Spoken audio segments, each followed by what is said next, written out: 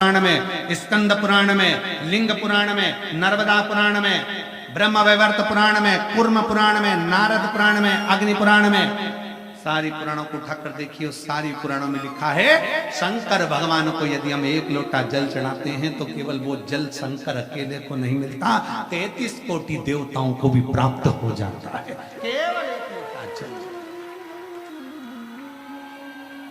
और भ्रम में न जाइए। कई माताएं मंदिर में जाती हैं जल चढ़ाने के लिए, गलती कर जाती हैं। कई माताएं मंदिर में गई जल चढ़ाने, लोटा भर के एक लोटा जल, ये यहाँ शास्त्र कह रहा है सारी समस्या का हल एक लोटा जल। अब तुमने एक लोटा जल पूरा शंकर जी को कहाँ चढ़ाया? ईमानदारी से बोलो, कितनी कितनी विचार की बातें, जरा विचार करना। तुम्हारा तुम कह रही हो मेरा भोलेनाथ सुन नहीं रहा, मेरा भोलेनाथ सुन नहीं रहा, मेरा भोलेनाथ सुन नहीं रहा, क्योंकि तुम लोटे में से भी तो जल चुरा कर दूसरे को चढ़ाए।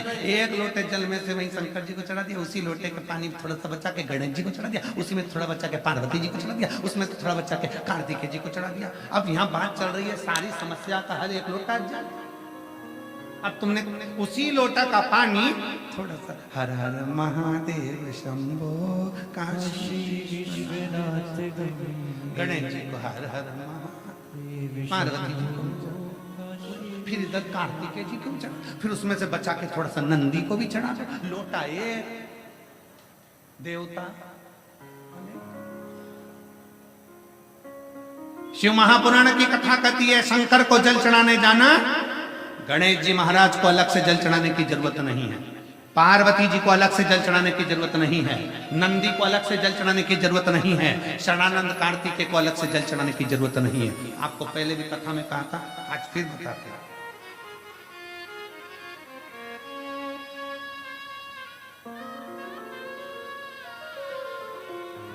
जैसे ये शिवलिंग, ये जलाधारी,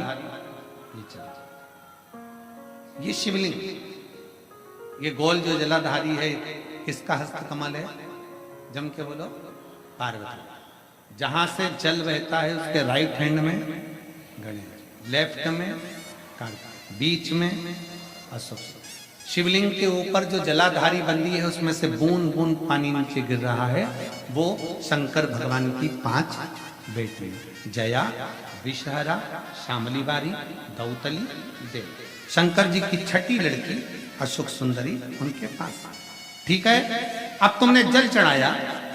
स्कंद पुराण कहती है जहां जल चढ़ता है, जल चढ़ने के बाद जलाधारी पर गिरता है, मतलब पार्वती जी को मिल गया।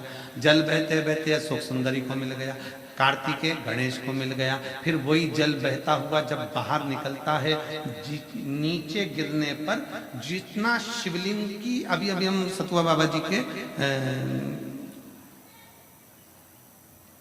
आश्रम पर पहुंचे, मणिकर्णी पर। अभी सुबह जब बाबा विश्वनाथ जी का दर्शन किया, अभिषेक किया, तब वहां पहुंचे। अगर आस्था चैनल वालों के पास अगर वो शिवलिंग का अगर वो फोटो हो बाबा जी के धाम आश्रम का, जहां हमने अभिषेक कर रहे थे जल चढ़, तो वहां पर पारस शिवलिंग का अभिषेक करने के बाद में नीचे जो जलाधारी है, जलाधारी में से जहां से पानी गिरता है, ये पानी जो नीचे गिर रहा है, पानी यहाँ आया और यहाँ से जो नीचे गया, मतलब जितनी परिधि मोटी है उतनी परिधि, जितना पानी यहाँ से लेके यहाँ तक जमीन पर जाता है उतनी दूरी में 64 योगनियां हैं, और फिर पानी यहाँ से जो आगे बढ़ता है वहां पर 33 कोटि देवी देवता है। मतलब एक लोटा जल सारे देवताओं को प्राप्त हो जाता है। तुम्हें अलग से गणेश जी को, अलग से किसी देवी देवता को, अलग से किसी देवता को जल की जरूरत नहीं पड़ती। तुम सोचो कि मैं गणेश जी को भी जल चढ़ा दूं, गणेश जी पास में बैठे, तुमने सोचा पार्वती जी को जल चढ़ा दूं, पार्वती जी पास में बैठी हैं, तुमने सोचा कि कार्तिकेय को जल चढ़ा दूं, ना ना, शंकर जी को चढ़ाया, सबको मिला। और छोटा सा पार्थिव शिवलिंग का निर्माण।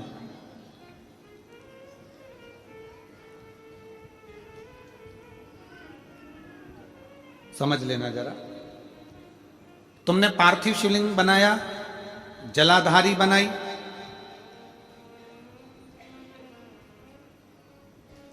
पूजन कर लो जिस दिन तुम्हारा मन करे।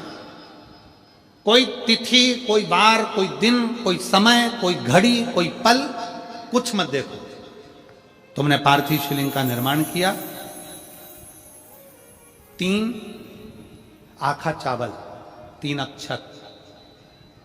आखा चावल जानते हो, साबुदाना, आखा चावल, 3 चावल के दाने, एक गणेश जी की जगह, एक अशोक सुंदरी की जगह, एक षडानंद कार्तिकेय जी की जगह, 3 चावल, 3 दुर्वा, एक गणेश जी की जगह, एक अशोक सुंदरी की जगह, एक षडानंद कार्तिकेय जी की जगह, 3 बेलपत्र। जहां पर माता पार्वती जी का आपने ये जलाधारी बनाई है, उसी जलाधारी पर यहां से पानी बहता है, इसके ठीक विपरीत में यहां 3 बेलपत्र, तीनों रख दीजिए। और छोटा सा कलश हो या बड़ा सा कलश हो, 3 लोटा जल यहां बैठकर, जहां पर आपने बेलपत्ती रखी है उसी के वहीं पर बैठकर इस शिवलिंग पर 3 लोटा जल धीरे धीरे अपने मन की कामना कर कर, बाबा आज मैं दुखी हूं, बाबा मुझे ये तकलीफ है, बाबा मेरे बच्चे ये काम में गए हैं, बाबा ऐसा है, 3 लोटा जल बाबा को धीरे धीरे अपने भाव कहकर, फिर तुम्हारे पास में जो पूजन का सामान हो वो चढ़ाकर बाबा की आरती कर कर दिया लगा दो। जब दिया ठंडा हो जाए उस शिवलिंग का विसर्जन कर दो। आप पाओगे, आपने अगर 2 या 3 बार कभी भी तुम्हारा मन करा कर लिया, आपको खुद लगेगा कि मेरे घर में संपदा कैसे बढ़ रही है और कार्य कैसे सिद्ध हो रहा है। शिव आराधना में भगवान शंकर की, शिव भक्ति में भगवान शंकर की अविरल भक्ति में पार्थिव शिवलिंग का निर्माण और पार्थिव शिवलिंग की पूजन हमें बल प्रदान करती है, हमें बल देती है।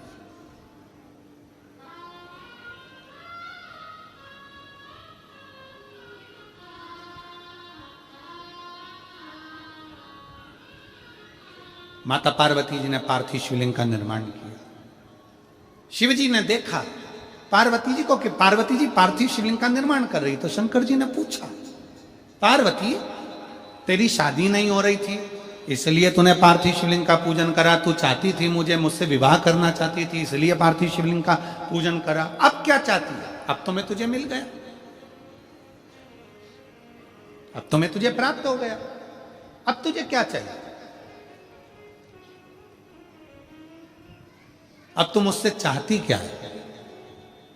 पार्वती जी ने हाथ जोड़कर भोलेनाथ जी से विनय करा, अब मुझे कुछ नहीं चाहिए, बस इतना चाहिए कि मैं कैलाश पर रहूं या शमशान में रहूं, जहां भी रहूं मेरे हृदय में कभी भी दुख ना हो, मैं प्रसन्न होकर अपनी जिंदगी को आपकी सेवा करते करते निकाल दूं, आपकी प्रसन्नता पूर्वक।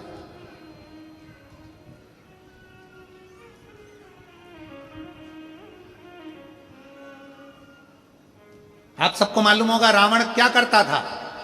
रावण ने अपने शीश काट कर दिए, रावण ने तप करा, रावण ने साधना करी, रावण ने तपस्या करी, बहुत करी, पर भगवान प्रसन्न नहीं हुए। तब रावण ने आखिरी एक बिंदु अपनाया। रावण पार्थिव शिवलिंग का निर्माण करता था, पूजन करने बैठ जाता था, शंकर भगवान को आकर उसे वर देना ही पड़ता था, वर देना ही पड़ता था। पार्थिव शिवलिंग के निर्माण का, पार्थिव शिवलिंग के पूजन का, पार्थिव शिवलिंग की आराधना का फल भोग।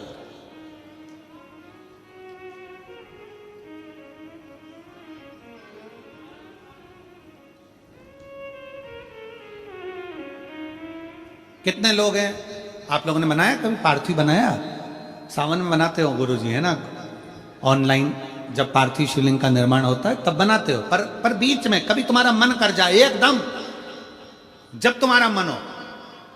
अब कई लोग कहते हैं गुरुजी पार्थिव लिंग का पूजन करना है तो पति पत्नी का दोनों का होना जरूरी है, शादीशुदा होना जरूरी है, या ऐसा जरूरी है या वैसा जरूरी है। शिव महापुराण की कथा कहती है बच्चे हो बच्ची हो, शादी हो गई नहीं हुई, विवाह हो गया, जैसे भी हो, आप जैसे हो वैसे पार्थिव लिंग का निर्माण करो, वो पूजन करो।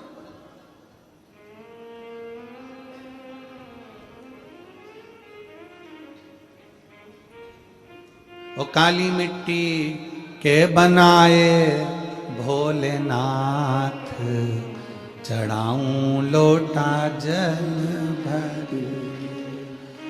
पीली मिट्टी के बनाए भोलेनाथ, चढ़ाऊं लोटा जल भर। बालू रेत के बनाए भोलेनाथ, चढ़ाऊं लोटा जल भर। हे भोलेनाथ कृपा कर, तू करुणा कर, तू दया कर। पार्थिव लिंग निर्माण कर, पार्थिव लिंग पूजन का भी फल है। एक पत्र है,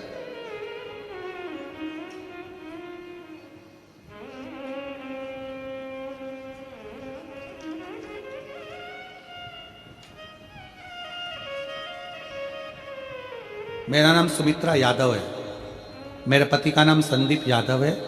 हम अंबागढ़ चौकी के रहने वाले हैं। जिला मोहला, मामपुर, अंबागढ़ चौकी से हैं। कहीं बैठे हो तो हाथ हिला सकते हैं। अंबागढ़ चौकी से। सुमित्रा यादव, पति का नाम संदीप यादव। हम अंबागढ़ चौकी के रहने वाले हैं। हाथ हिला दो एक बार, हाथ हिलाओ। आ जाओ, बच्चे को लेके आ जाइए। गुरुजी, हमने शादी के 5 साल तक तो इलाज करवाया।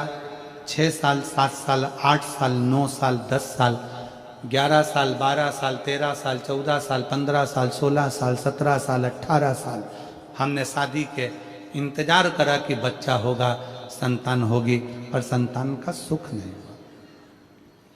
18 साल हो गए शादी के, पर संतान का सुख नहीं आया। डॉक्टरी इलाज करवाया, रिजल्ट भी कुछ नहीं मिला। गुरुदेव, लाखों रुपए लग गए, पर कोई रिजल्ट नहीं आया। आपकी कथा 2022 में हाले कोसा में हुआ, तब मेरी मम्मी और मेरी बहनों ने आपके द्वारा बताया गया सफेद आंकड़े की जड़ का प्रयोग हम दोनों ने उपाय किया। घर में छोटा सा शिवलिंग, जिस पर जल चढ़ाना, आचमन करना और पूजन करना। महादेव की ऐसी कृपा हुई गुरुदेव कि 6 महीने बाद मेरा गर्भ ठहर गया और बाबा की कृपा से 30 अप्रैल 2024 को मेरे घर में 18 साल के बाद संतान ने जन्म लिया, जिसका फोटो लगा रहे हैं। 18 साल के बाद मेरे बाबा ने मेरे घर में संतान दी। एक पत्र और है, मेरा नाम चमेली साहू है, पति का नाम मुनेश्वर साहू है। मैं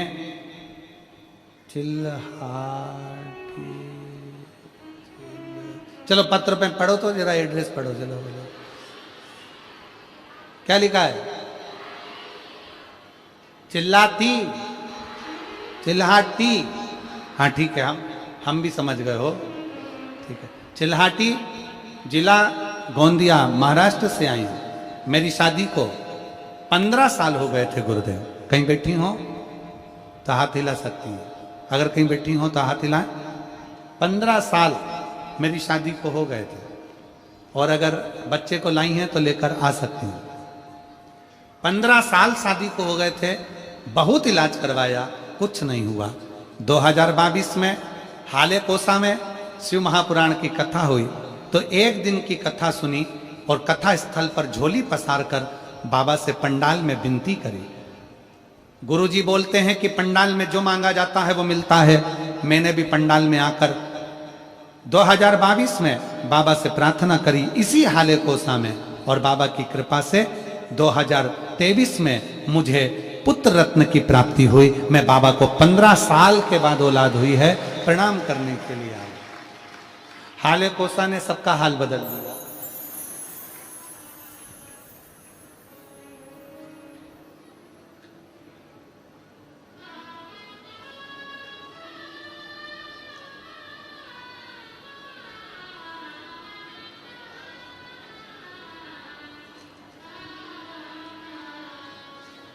और खाली न जाता कोई दर से तुम्हारे, खाली न जाता कोई दर से तुम्हारे मैं भी खड़ी हूँ नंदी बाहें बसा।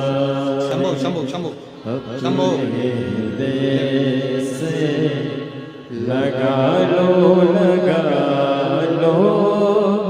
गिरी जा रही हूँ उठा लो।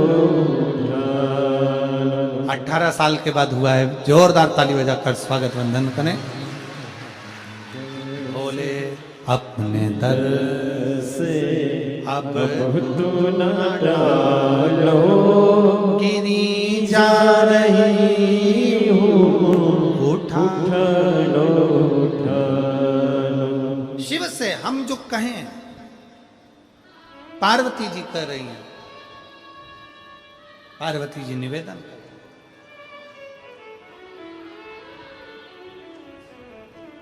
पार्वती जी कह रहे। शंकर जी ने पूछा कि तुम अब शिवलिंग का निर्माण क्यों कर रही हो, किस लिए कर रही हो?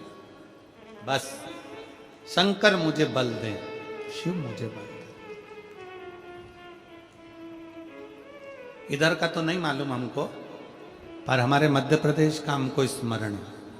शादी कर कर लड़की जब अपने ससुराल में पहली बार आती है तो वहाँ गोरानी करी जाती है, गोरनी करी जाती है, सुहागिलें करी जाती है।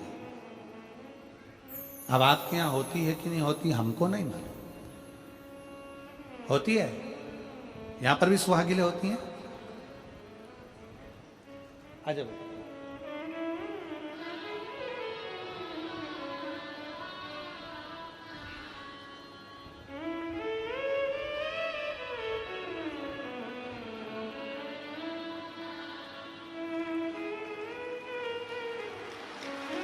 15 वर्ष के बाद हुआ है। एक बार जोरदार ताली बजाएं साधु का संभव।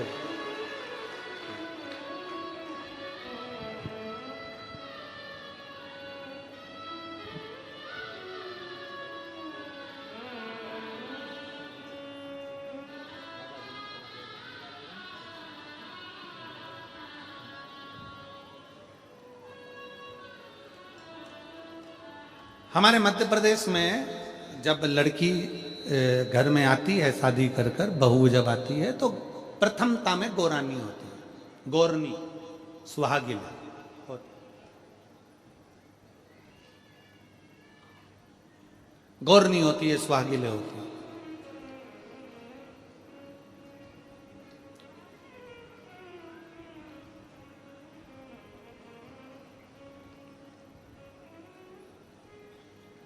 किस लिए होती है?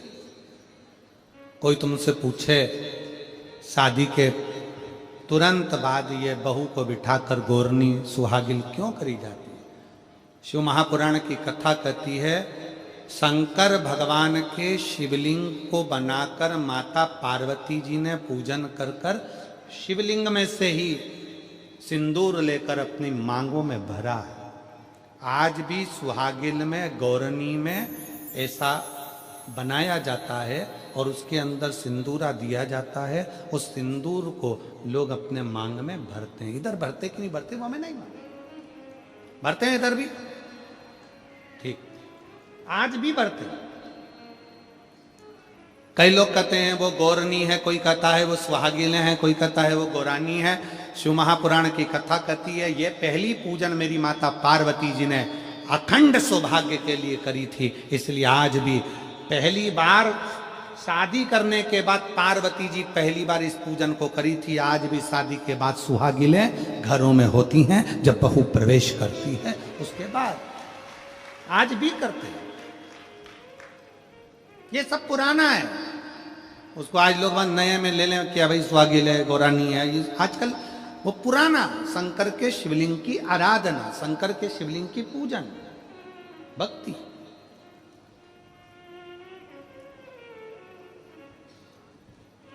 तो शिव महापुराण की कथा कर रही है, भगवान शंकर का चरित्र कर रहा है। पार्वती जी ने शंकर के शिवलिंग का निर्माण किया।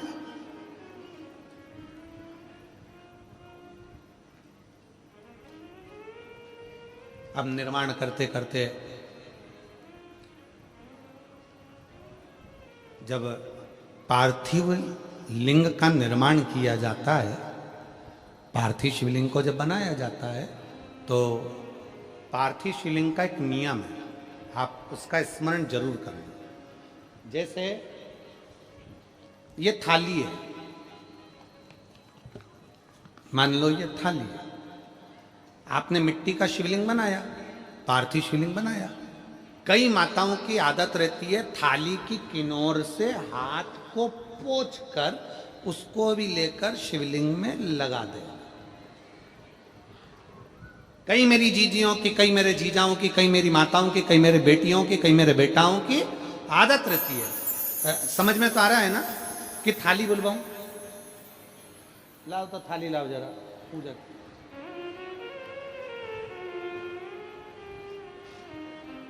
उठा लाओ, ऐसी ऐसी लिया।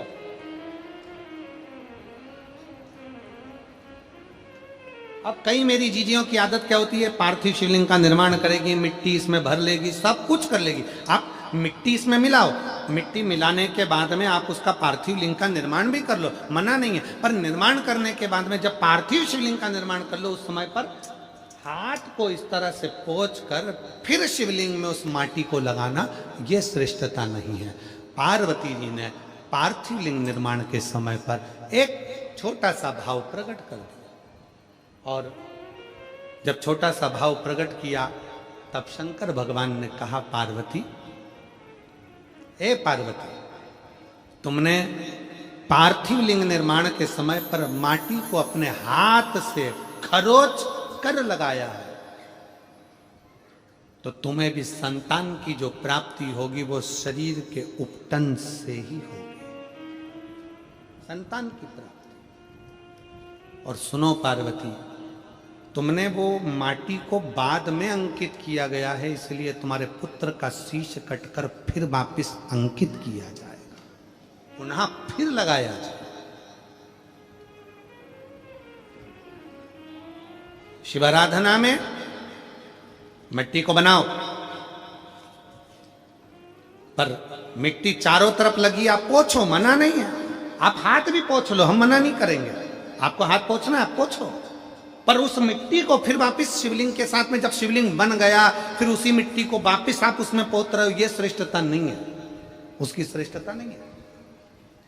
ये अचार की बरनी नहीं है कि यहां से निकालो, यहां से निकालो और लगा के रोटी में फिंगर बना के, फुंगा बना के खा लो।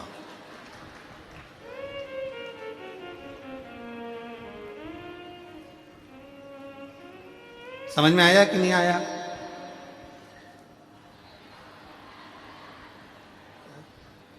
नहीं तो तुम आधे इधर वाले कह दो, बीच वाले कह दे और इधर वाले, उसी में कहा लो जाए, मैया मोरी में नहीं माखन खाए।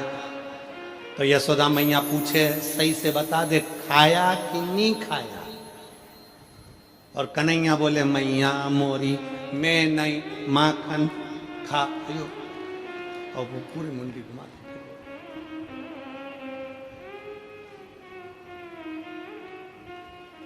आप निकालो, मना नहीं है। मिट्टी का पार्थिव शिवलिंग बनाया, थाली की मिट्टी साफ करी, साफ कर कर आपने किन्नौर पे झड़ाया, हमें मना नहीं है। पर ये मिट्टी वापिस शिवलिंग में नहीं लगा, ये मिट्टी फिर अलग से रख दीजिए। उस मिट्टी का भले फिर आप नंदी बना लो, उस मिट्टी का आप दूसरा कोई सखी बनाना है, नंदी बनाना है, कुछ बनाना हो, सांप बनाना हो, सब कुछ बनाओ, हमें मना नहीं। पर शिवलिंग की जो आकृति है उसमें फिर ये मिट्टी का प्रयोग नहीं हो। पार्थिव पार्थिव है।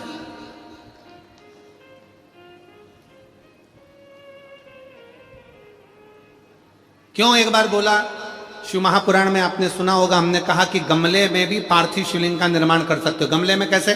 गमला भरा पड़ा हुआ है, वहीं पर तुमने पार्थिव शिवलिंग को उठाया, निर्माण करा। अब वहां पर तुमने हाथ तो नहीं पोंछा, क्योंकि गमले में ही तुम पार्थिव लिंग का निर्माण कर, जाके हाथ धोया, बाबा की पूजन कर ली, शिव स्मरण कर ली। पार्थिव पूजन का एक आनंद।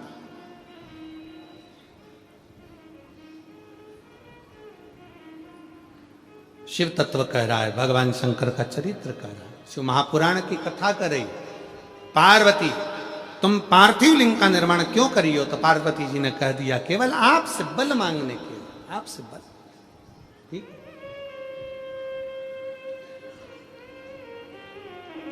शिव कथा कह रही है, भगवान शंकर का चरित्र करा। अभी आपको कथा में कहा था देव और महादेव दोनों में अंतर होता है। देव दर्शन देते हैं और महादेव अपने भक्त को दर्शन के लायक बना देते हैं। शिव में, देव में और महादेव में अंतर है। अब ये इतने सारे पत्रों में आपने पत्रों को देखा, उसमें कई लोगों की नौकरी लगी, कई लोगों का ऐसा हुआ वैसा हुआ, तो ये महादेव ने आपको दर्शन के लायक बना दिया।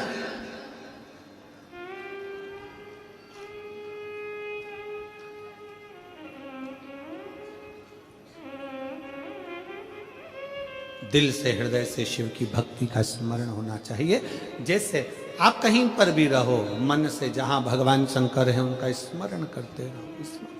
कोई जाए जो काशी में मेरा पैगाम ले, कोई जाए जो काशी में मेरा पैगाम ले जा। ये कहना डम रूमाले से तुम्हारी याद आती है, ये कहना डम रूमाले से तुम्हारी याद आती है। मैं खुद तो आ नहीं सकता, मेरा पैगाम ले जाना। मैं खुद तो आ नहीं सकता, मेरा पैगाम ले जाना। कोई जाए जो काशी में मेरा पैगाम ले जाना। जहां रहो, जैसे रहो, जिस हाल में जहां बैठे हो वहां शिव की भक्ति का स्मरण करो।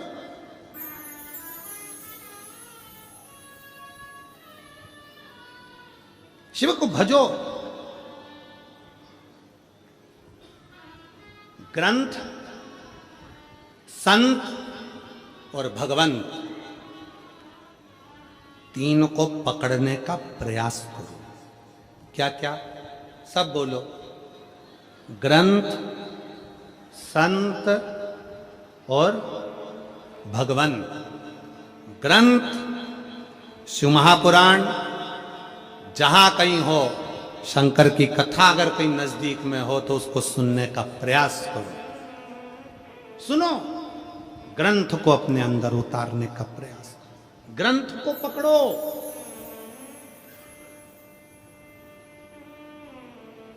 मैगजीन नहीं, फालतू की किताबें नहीं, ग्रंथ को पकड़ो, पढ़ो, सुनो, अध्ययन करो। शिव महापुराण को पढ़ो, गीता प्रेस गोरखपुर की, अध्ययन करो। किसी और वाला महाराज झूठ तो नहीं बोल रहा है।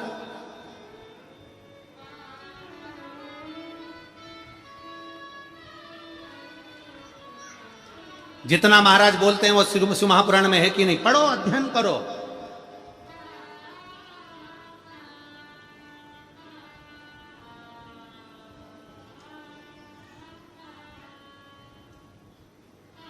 ग्रंथ पकड़ो। दूसरे नंबर पर जम के बोलो संत, उनको भी पकड़ने का प्रयास करो। कोई संत जीवन में ऐसा मिल जाए जो आपकी बुद्धि में, आपके विवेक में, आपकी चित्त में परमात्मा को जोड़ दे। वो संत नहीं चाहिए जो अपने से जोड़े, संत वो होना चाहिए जो परमात्मा से जोड़े। आज के जमाने में बहुत सारे संत ऐसे हैं, बहुत सारे लोग ऐसे हैं जो अपने से जोड़ना चाहते हैं। हमारे आश्रम आओ, हमारे दरवाजे पर आओ, हमारा दर्शन करने के लिए लंबी लाइन लगाकर खड़े हो जाओ, हमारा दर्शन करो, हम निकले हमारा दर्शन करो, हम गाड़ी से जाएं हमारा दर्शन करो, हमसे जुड़ो ना। संत परमात्मा से जोड़े तो समझना कि संत है। जो खुद से जोड़ रहा है वो कभी संत नहीं हो सकता, वो केवल एक दिखा, केवल परमात्मा से जोड़े तो संत है। 3 पकड़ना है हमको, 3। पहले नंबर पर ग्रंथ, दूसरे नंबर पर संत। संत वो हो जो भगवान से जोड़ दे। जाओ शंकर के मंदिर में एक लोटा जल चढ़ाओ, जाओ शिव की आराधना करो, जाओ शंकर की भक्ति करो। क्यों फालतू का समय बर्बाद करते हो? शिव की आराधना करो, शिव तत्व को जानो।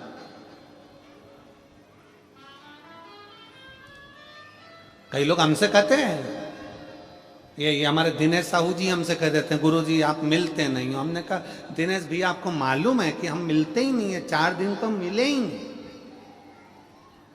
5 बार, 6ठा दिन 2 दिन बचते हैं, वो भी प्रयास करते हैं कि थोड़े बहुत लोगों से मिल लें, श्री शिवाय नमस्तुभ्यम हो जाए और 7वें दिन अपने घर चल रहे। हमसे मिलकर क्या करोगे? मिलो उससे। ओके, तुझसे मिलने के लिए तेरी कसम। मिलो उससे, परमात्मा से, शिव से, ओघड़दानी, शंभु त्रिकालदर्शी, कैलाशी से। संत इंसान मनुष्य से मिलकर क्या? संत वो है जो परमात्मा से जोड़े, संत वो नहीं जो अपने आप से जोड़े परमात्मा से। जाओ एक लोटा जल लो, शंकर के मंदिर जाओ, जाओ बेलपत्री लो, शिव जी के मंदिर जाओ, जाओ शंकर जी को एक अक्षत चढ़ाना, दाना चढ़ाना, जाओ शंकर के मंदिर में झाड़ू लगाना, पोछा लगाना, जाओ शिव की आराधना करो। पहले नंबर पर है ग्रंथ, दूसरे नंबर पर जम के बोलो जरा संत, और तीसरे नंबर पर भगवंत। भगवंत कैसा?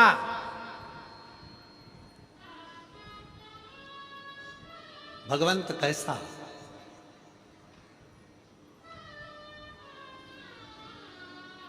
आज सुबह हम चर्चा कर रहे थे तो कृष्णा जो हमारे बच्चे हैं सेवा में, वो कृष्णा हमारे कक्ष में, सेवा कक्ष में आया, जहां पर हम भगवान शंकर और ठाकुर जी का, शालिग्राम जी की पूजन कर रहे थे। हम उसको बोले, आशीष भी बैठे थे वहीं पर, तो हम उनको बोले कि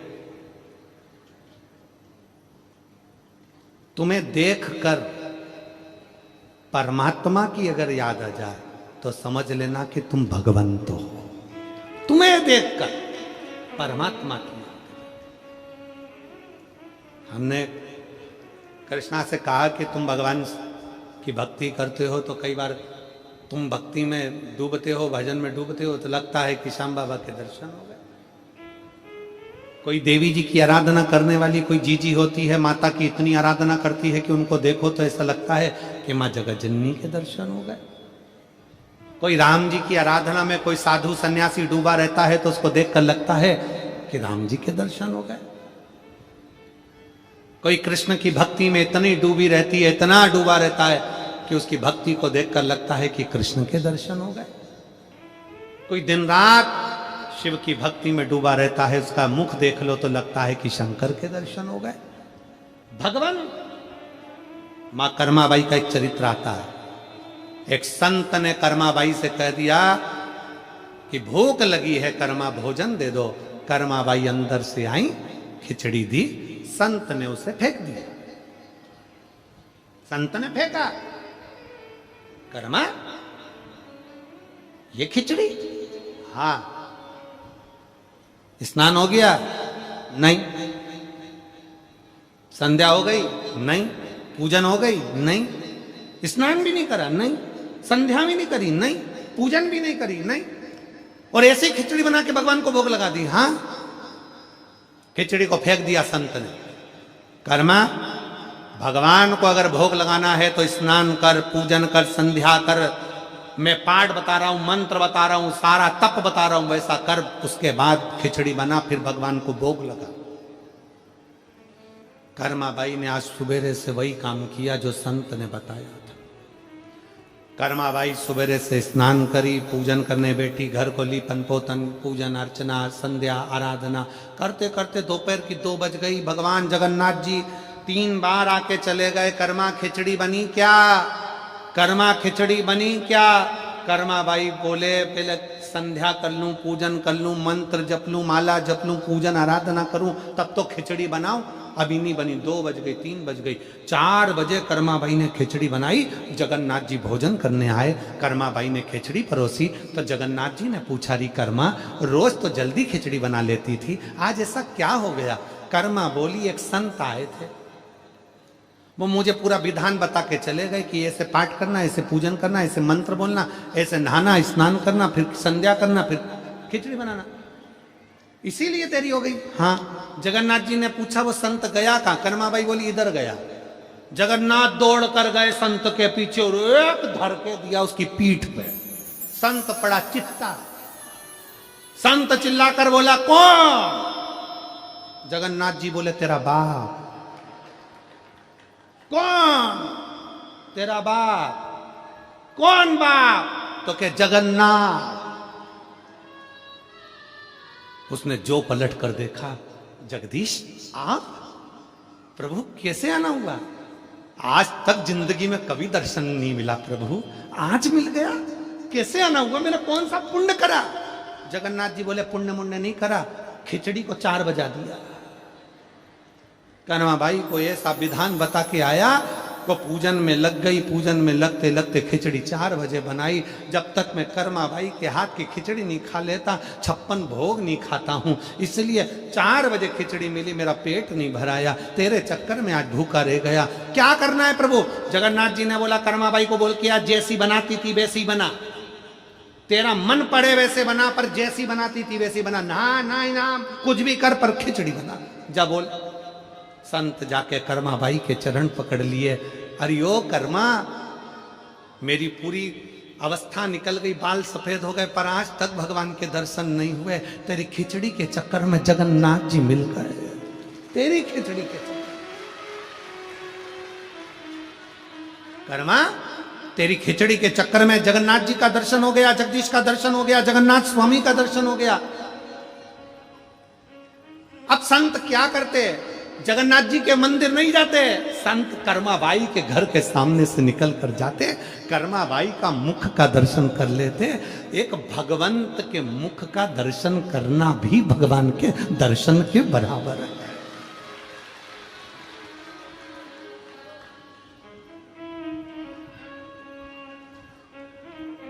और साचो प्रेम प्रभु में हो तो मूरत बोले काट की, और जीमो महाराज श्याम धनी जिमावे। कितना भाव कर्माबाई, कोई साहस है? अरे बाबो म्हारो गांव गयो है, ना जाने कद आवे वो, और ऊके भरोसे बैठो सावरा, भूको ही रहे।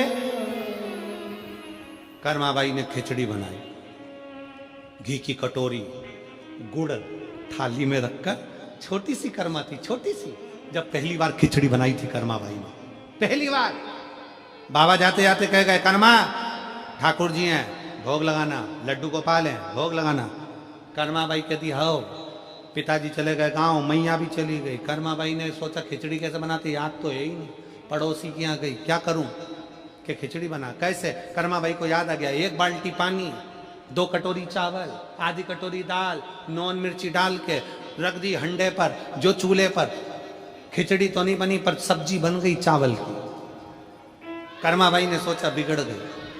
कर्माबाई फिर पड़ोसी के यहाँ गई, पूछा खिचड़ी कैसे बनाते हैं, तो कहा 4 गिलास पानी डाल, जिसको नहीं आती लिख लो रे खिचड़ी बनाना।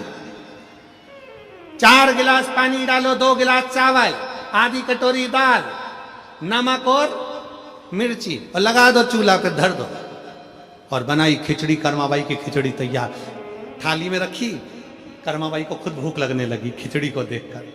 घी की कटोरी, गुड़ की खोड़ी, और कर्माबाई भगवान के सामने लेके बैठ गई। भगवान जी मो इतने प्रेम से बोली, जल्दी खा ले, मुझे भूख लग रही है। भगवान इतने भोले, तुरंत प्रकट हो गए बच्चे के रूप में।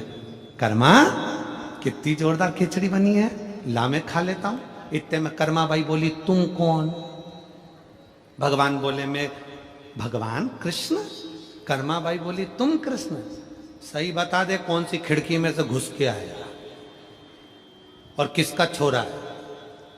खिचड़ी देख के खाने आ गया, जल्दी बता कहां से आया। भगवान बोले, मैं खिड़की मिड़की में से नहीं आया, मैं तो प्रकट हुआ हूं। कर्माबाई हंसने लगी, अपनी 2 चोटी बंदी थी, उसमें रिबिन बना था, केला वाली चोटी, काली बिंदी, लहंगा, चोली, और कर्माबाई हंस के बोली, मैं सब जानती हूँ चोटे, तू कहीं ना कहीं से कूद के आया, सही बता दे कहां से आया। कर्माबाई पूछ रही, भगवान बोले, सही में मैं भगवान हूं। तू भगवान है? हाँ, ठीक है, बता तेरे पिताजी का नाम क्या है? भगवान बोले, तुझे नहीं मालूम? भगवान बोले, कर्माबाई बोले, मुझे सब मालूम, तू बता तेरे पिताजी का नाम क्या है? भगवान बोले, मेरे पिताजी का नाम नंद बाबा है। कर्माबाई बोली, अब तो उठ के ही खड़े हो जा, तुझे इतना ही नहीं मालूम कि भगवान कृष्ण के पिताजी तो वसुदेव जी थे? भगवान कृष्ण ने मन में सोचा, कहां 2 बाप के चक्कर में पड़ा। बाप एक होता तो अच्छा रहता, खिचड़ी तो मिल जाती, यहां तो बाप भी 2 है। भगवान बोलने लगे, दूसरा प्रश्न कर ले। कर्माबाई बोली, बता तेरी माँ का नाम क्या? अब भगवान ने सोचा, जब पिताजी का नाम वसुदेव बताया होगा तो माता का नाम देवकी बताया होगा। भगवान ने कह दिया, मेरी माँ का नाम देवकी है। कर्माबाई बोली, अब तो उठ ही जा, बिल्कुल उठ खड़े हो जाए यहां से। तुझे इतना ही नहीं मालूम कि भगवान कृष्ण की माँ का नाम तो यशोदा है? भगवान मन में सोचे, बाप 2 थे, माँ 3 थी। एक ने जन्म दिया देवकी, दूसरी ने पाला यशोदा, तीसरी ने दूध पिलाया पूतना, वो भी तो मां। भगवान बोले, एक बार मेरा निवेदन स्वीकार कर ले, मुझे खिचड़ी खाने दे। कर्माबाई ने बोला, ठीक है खा ले, मना नहीं, अब इतनी दूर से आया है तो खा ले। खिचड़ी के 2 हिस्से कर दिए, आधी तेरी आधी मेरी, गुड़ इधर, घी इधर। और कर्माबाई ने कहा, तू तेरी खिचड़ी खाना, तेरे बाप की सौगंध है, तेरी खिचड़ी खाना, मेरी मत खा। भगवान ने मन में सोचा, ये पूरी खिचड़ी कर्मा ने मेरे लिए बनाई थी और कसम भी दे रही है, तो खिचड़ी तो मैं पूरी खाऊंगा। कर्माबाई ने कहा, भगवान कृष्ण बोले कर्मा से, बिना पर्दे के नहीं खा सकता। कर्माबाई मन में सोची, कितना चोटा है, बिना पर्दे के पूरी खाना चाहता है। मेरे यहां पर्दा मर्दा नहीं है, जाओ, खाना हो तो खाओ, वरना जाओ। कर्माबाई को याद आया, अरे भूखा चले जाएगा। कर्माबाई 36 कली का लहंगा पहनी थी, लहंगे की कर दी ओट, और कर्माबाई ने लहंगे की ओट कर कर कहा, मैं नहीं देखूंगी, तू खा ले, तेरा हिस्सा खाना हो, तेरा ही खा। और भगवान अपना खिचड़ी का हिस्सा खाना प्रारंभ करे। कर्माबाई थोड़ी सी झांक के देखी, कहीं पूरा नहीं खा जाए। भगवान बोले, तू मुझे देख रही है? भगवान बोले, तू मुझे बार बार देख रही। कर्माबाई बोली, अब नहीं देखूंगी, पर तू तेरा ही खाना। भगवान खुद का हिस्सा तो खाए, साथ में कर्माबाई का भी खाए। जैसे ही खाए, आखिरी में कर्मा ने देख लिया ये पूरा खा जाएगा, भगवान का हाथ पकड़ लिया। कर्माबाई ने कहा, छोड़। भगवान के नहीं छोड़ू। कर्माबाई ने हाथ खींचा ठाकुर जी का और अपने मुख में जगन्नाथ का हाथ अपने मुख में रख लिया। भक्ति कर्माबाई जैसी, कर्मा जैसी भक्ति, जगन्नाथ का हाथ कर्माबाई के मुख में। और पर्दो भूल गई सांवरिया, पर्दो फेर लगायो जी, और घांगरिया की ओट बैठ कर शाम खींचड़ो खायो जी। और भोला भाला भगता ने सांवरिया कैया आट की, और जीमो महाराज सामधड़ी जीमा वे बेटी। अरे धन्य है, संपूर्ण साहू समाज को साधुवाद देता हूं, जो आप कर्माबाई के उपासक हो, कर्माबाई की भक्ति करते हो, मां कर्मा के वंशज हो। संपूर्ण साहू समाज को साधुवाद, शिव तत्व है। मंगलवार का व्रत करते हो, जम के बोलो, कोई करता होगा आप में से, कोई करता होगा, हनुमान जी।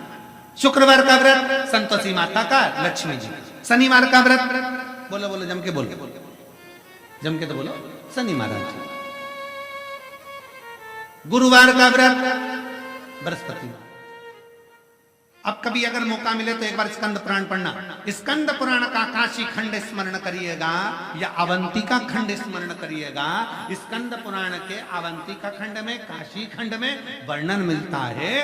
तुम चाहे रविवार का व्रत कर लो, सोमवार का कर लो, देवी का कर लो, देवता का कर लो, चाहे चतुर्थी कर लो, चाहे छठ कर लो, चाहे पंचमी कर लो, कोई सा भी व्रत कर लो, व्रत का फल तुम्हें देवता बिना शंकर की आज्ञा के दे ही नहीं सकते। शिव कहेंगे तब फल मिलेगा,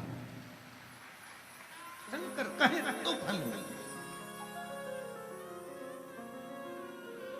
किसी का भी व्रत करो, आज्ञा शिव की हो, निवेदन शंकर का हो। इसलिए शिव महापुराण की कथा कहती है कि तस्वीर में जितने साथ हैं ये तुम्हारी विपरीत तकदीर में साथ नहीं है। विपरीत तकदीर। और अंत समय प्रभु आना पड़ेगा, वचन दिया तो निभाना पड़ेगा। आए ना आए प्रभु कुटुंब कबीला, अंत समय प्रभु आना पड़ेगा। वचन दिया तो निभाना पड़ेगा। कोई साथ नहीं देगा, कोई नहीं आने वाला, आएगा वही जिसका तुमने स्मरण किया।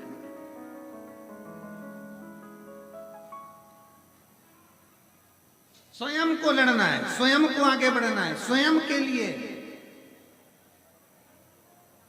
अग्रणी हो जाना।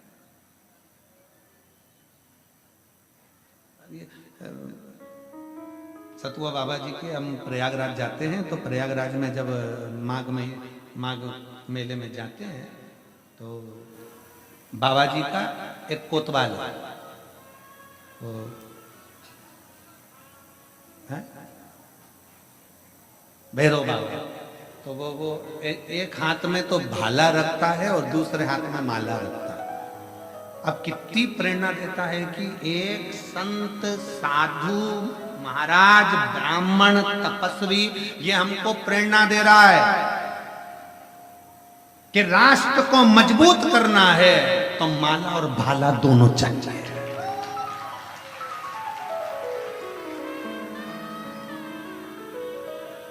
उनको देखकर प्रसन्नता होती है। संत प्रेरणा दे रहे हैं कि माला और भाला की जरूरत है, समय आने पर माला की जरूरत है राष्ट्र के लिए, और वक्त पड़ने पर भाले की जरूरत है राष्ट्र की रक्षा के लिए। माला और भाला दोनों साथ देता है और दोनों का क्रम है अपना अपना, दोनों का क्रम।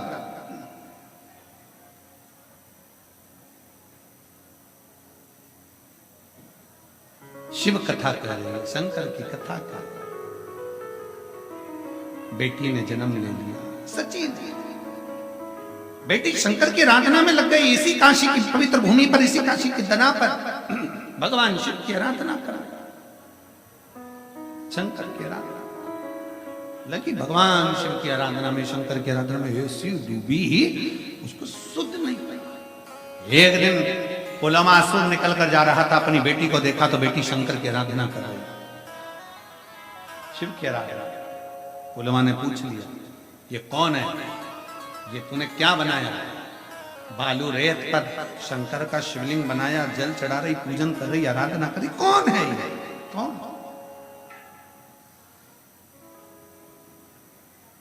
कौन है ये? सची देवी के मुख से कोई शब्द नहीं निकला, सची के मुख से कोई शब्द, कोई शब्द। पूछा, तेरा भाग्य बनाने वाला तुम मैं हूं, तू मेरी बेटी, तू मेरी पुत्री है, तेरा भाग्य बनाने वाला मैं हूं। सची देवी ने अपने मुख से कह दिया, पिताजी जन्म देने वाले आप हैं, जन्म देने वाली मां है, पर भाग्य पलटने वाला तो केवल एक है, और वो देव अधिदेव महा। कैसे पलटेगा? कब एकत्र?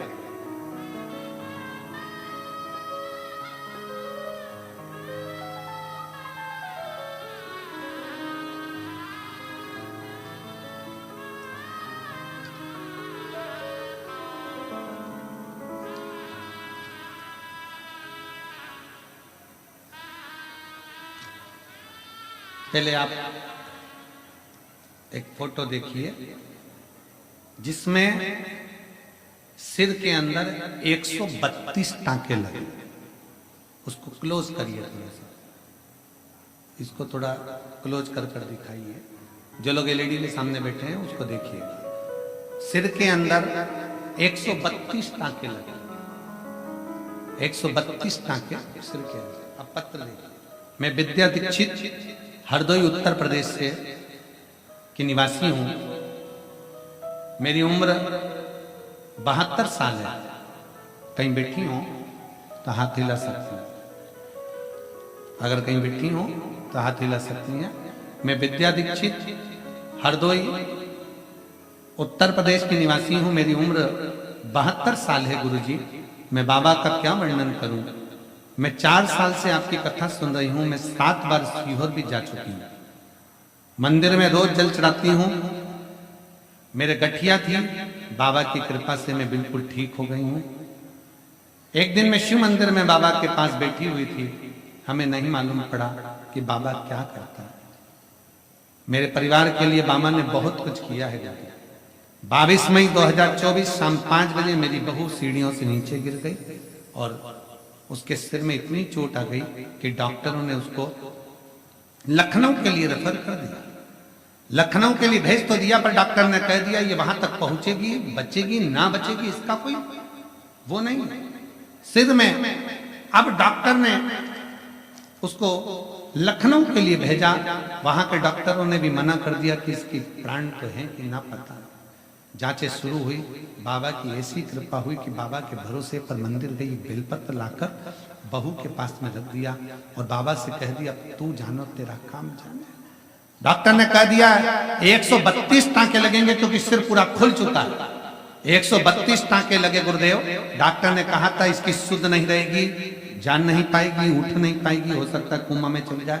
पर बाबा की कृपा से आज मेरी बहू पूर्ण तरह से ठीक हो गई। मैं बाबा को यहाँ प्रणाम करने के लिए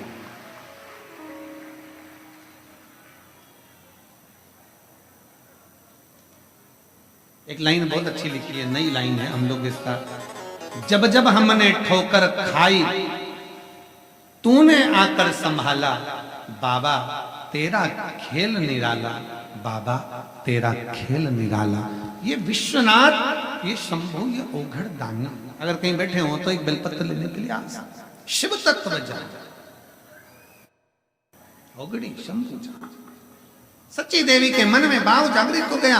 शंकर की आराधना में लगे, शिव आराधना में, भगवान शिव की आराधना में जो डूबी, शंकर की आराधना में।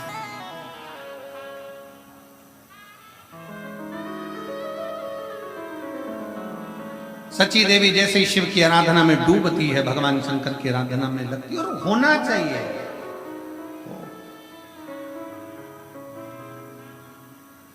तेरी काशी में भाव से करो।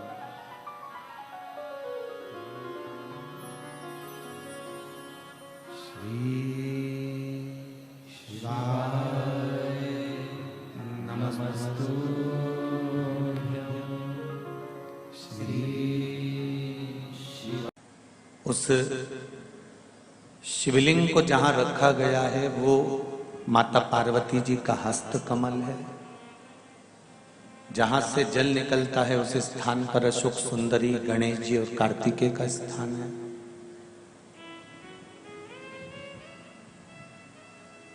ऊपर से जो बूंद बूंद पानी गिर रहा है वो जया, विषहरा, शामरी बारी, दौतली और देव है। जहां शंकर भगवान का शिवलिंग का जो भाग होता है ऊपर से लेकर जैसे ये शिवलिंग है, तो ये जो भाग है, इस शिवलिंग का जो ऊपर का भाग है उससे लेकर जो नीचे तक का भाग है, ऊपर से लेकर नीचे तक के भाग में एक एक ग्रह, सूर्य हो, भौम हो, मंगल हो, बुध हो, गुरु हो, शुक्र हो, शनि हो, ये सब उस शिवलिंग के ऊपर से लेकर नीचे तक के भाग में नित्य प्रति भगवान शंकर की आराधना कर कर भ्रमण करते रहते हैं। नित्य प्रति आप जब एक लोटा जल जब भगवान शिव जी को समर्पित करते हो, या एक बेलपत्री शंकर जी को समर्पित करते हो, या एक चावल का दाना भी मात्र अगर आप शंकर जी को समर्पित करते हो, एक पुष्प की पंखड़ी भी यदि आप शंकर भगवान को समर्पित करते हो, तो ये केवल अकेले देवाधिदेव महादेव को प्राप्त नहीं होती। शिव जी के ऊपर जब ब्राह्मण देवता जल से अभिषेक कराते हैं या रुद्री का अभिषेक कराते हैं, तो उसके ऊपर जो कलश रखते हैं, उस कलश को रखने के लिए जो पाए होते हैं उसमें 3 पाए होते हैं।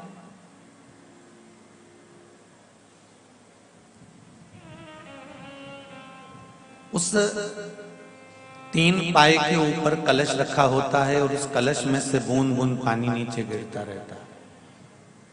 ब्रह्मा, विष्णु और महेश, ये 3 एक एक बूंद जो पानी गिर रहा है, ये दर्शाते हैं कि हम तीनों अलग नहीं हैं।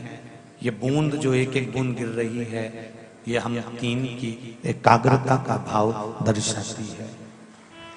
हम तीनों एक हैं।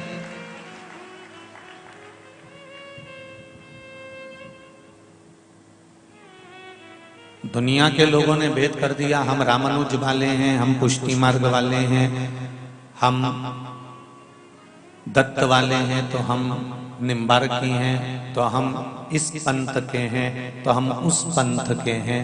पर शिव महापुराण की कथा कहती है कि मृत्यु लोक में अगर जन्म लिया है, भूमंडल पर अगर हम पैदा हुए हैं, पृथ्वी पर यदि हम जन्मे हैं, हमारा जन्म यदि मृत्यु लोक में हुआ है और इस संसार सागर में हमारा जन्म हुआ है, तो हम सनातनी बनकर पैदा हुए हैं, हम बट नहीं सकते।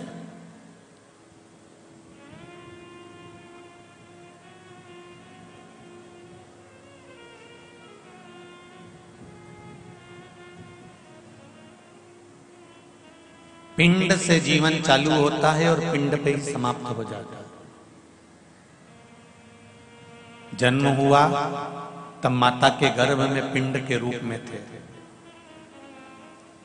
और जब मर गए, प्राण छूट गए, प्राण छूटने के बाद में फिर अंतिम समय में घर के बच्चे दान करते हैं, तो वो पिंड दान ही करते हैं। पिंड करके पिंड छुड़ा लेते हैं तुमसे।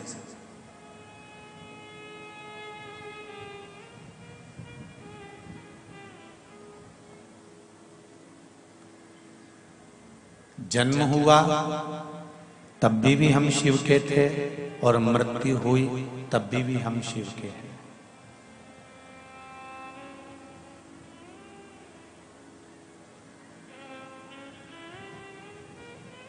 राम में, मेरे कृष्ण में, मेरे राघव जी में, मेरे नारायण में, भगवान विष्णु में, भगवान ब्रह्मा में, 33 कोटि देवताओं में कोई भेद नहीं है। गूंज रहा है आवाज, देखो, 33 कोटि देवताओं में कोई भेद नहीं है।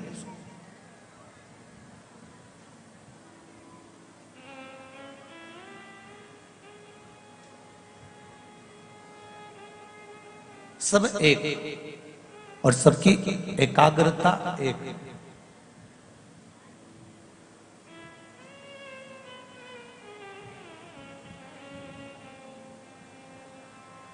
लक्ष्मी जी की आरती करोगे तो लक्ष्मी जी की आरती में केवल लक्ष्मी जी का गुणगान है। भगवान विष्णु की आरती करेंगे तो उसमें भगवान विष्णु का गुणगान है। दत्त भगवान की आरती करेंगे तो उसमें दत्त भगवान का गुणगान है। बृहस्पति महाराज की आरती करेंगे तो उसमें बृहस्पति भगवान का गुणगान है। गणेश जी की आरती करेंगे तो उसमें गणेश जी का गुणगान है। राम जी की आरती करेंगे तो उसमें राम जी का गुणगान है। भगवान कृष्ण की आरती करेंगे तो उसमें भगवान कृष्ण का गुणगान है। देवी जी की आरती करेंगे तो उसमें देवी का गुणगान है। संतोषी माता की आरती करेंगे तो उसमें संतोषी माता का गुणगान है। केवल एक देव अधिदेव महादेव की आरती ही केवल ऐसी है जिसमें तीनों देवताओं का गुणगान शुरू से लेकर आखिरी तक गाया गया। ब्रह्मा विष्णु सदाशिव जानत अविवेका भोले जानत अविवेका प्रणवाक्षर के मध्य ओम अक्षर के मध्य यह तीनों ओम जय शिव ओम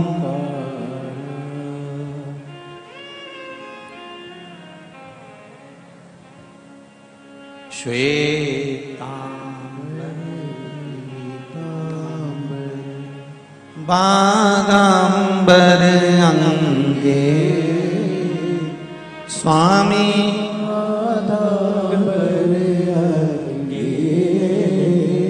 अब श्वेत वस्त्र ब्रह्मा जी धारण कर रहे हैं, पीले वस्त्र भगवान विष्णु पहन रहे हैं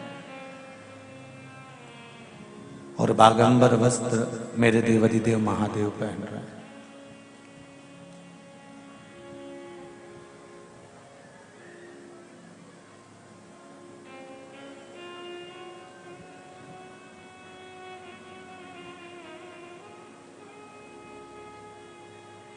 महाराज उनमें कोई भेद नहीं है।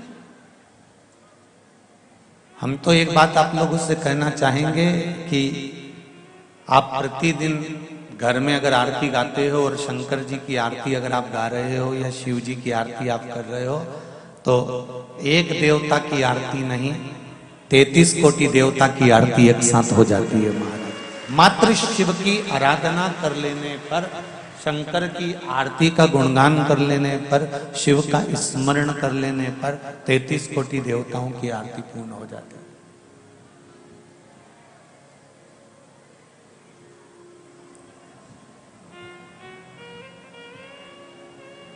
और जब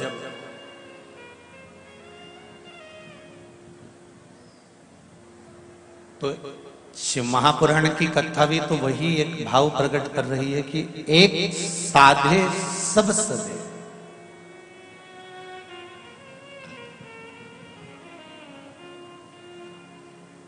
अलग से चंद्रदेव की पूजन करने की जरूरत नहीं, अलग से सूर्य देव की पूजन करने की जरूरत नहीं,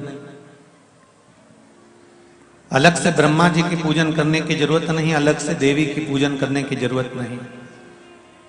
केवल एक देव अधिदेव महादेव को हमने जो जल चढ़ाया, शंकर भगवान की जो भक्ति हमने धारण करी, शिव का स्मरण जो हमने करा, भगवान शंकर का गुणगान जो हमने करा, भगवान शिव की अविरल भक्ति में जैसे ही हम डूबे, बस वही भक्ति हमको सब स्थान पर प्राप्त होगा। वही भक्ति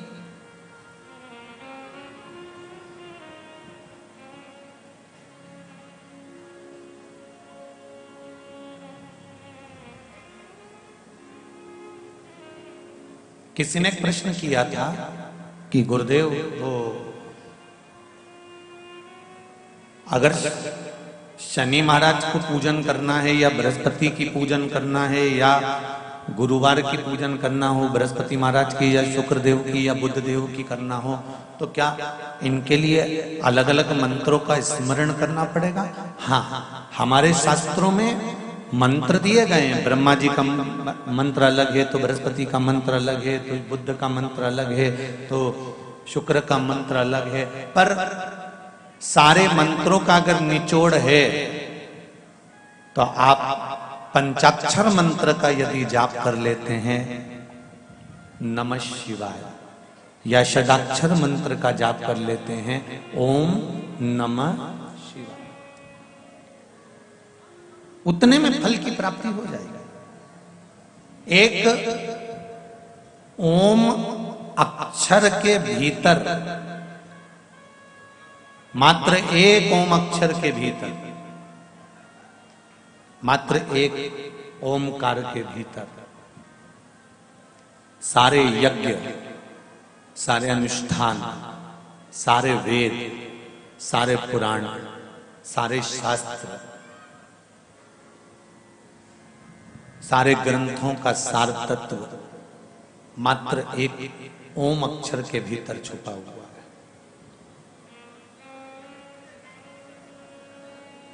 केवल एक ओम अक्षर के भीतर सारे वेद, सारे पुराण, सारे शास्त्र, सारे मंत्र, सारे देवी देवता, सारे यज्ञ, सारे अनुष्ठान, सब कुछ केवल एक ओम के भीतर छुपा हुआ। इसीलिए आरती के अंदर कहते हैं ना, ओम अक्षर के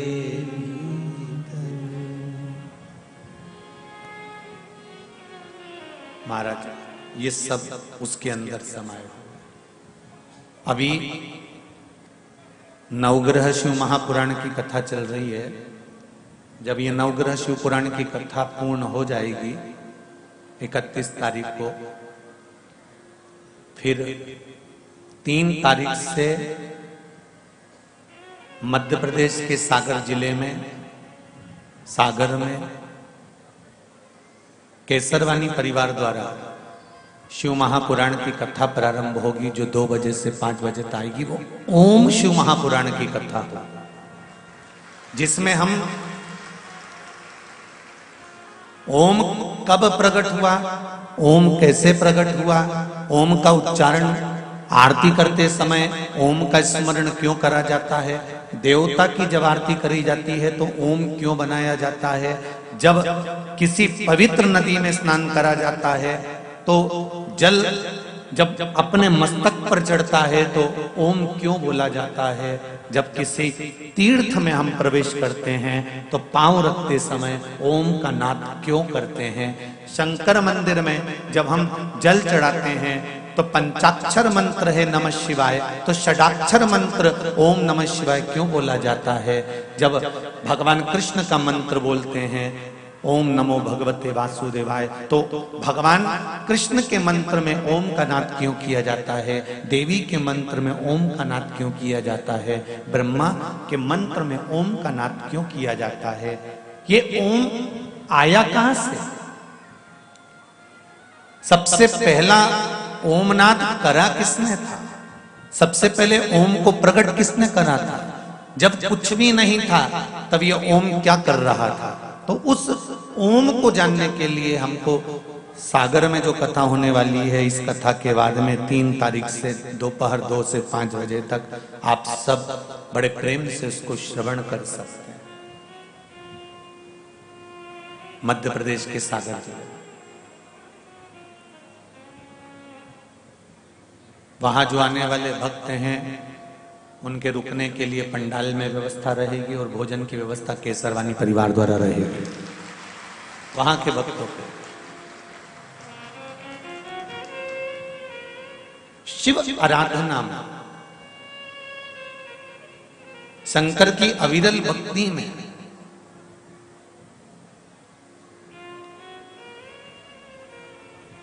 हम भगवान को अलग अलग भेदित ना करें, हम भगवान को अलग अलग ना छोड़ें, भगवान को एक मानकर हमको साथ देना। अब कोई कहता है कि मंदिर जाने से क्या भगवान मिल जाएगा?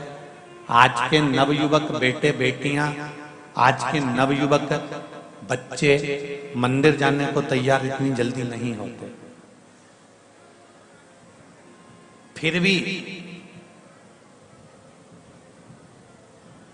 मैं एक धन्यवाद आज की नवयुवक टीम को देना चाहूंगा नवयुवक बहुओं को, बेटियों को और बेटों को देना चाहूंगा, छोटे छोटे बच्चों को देना चाहूंगा कि जब से शिव महापुराण की कथा प्रारंभ हुई है, बुजुर्ग भले मंदिर जाना बंद कर दे पर नवयुवक बच्चे जरूर मंदिर जा रहे हैं। उसके लिए मेरा धन्यवाद है बच्चों, उसके लिए मेरा बारंबार धन्यवाद है आप सबको, बारंबार धन्यवाद।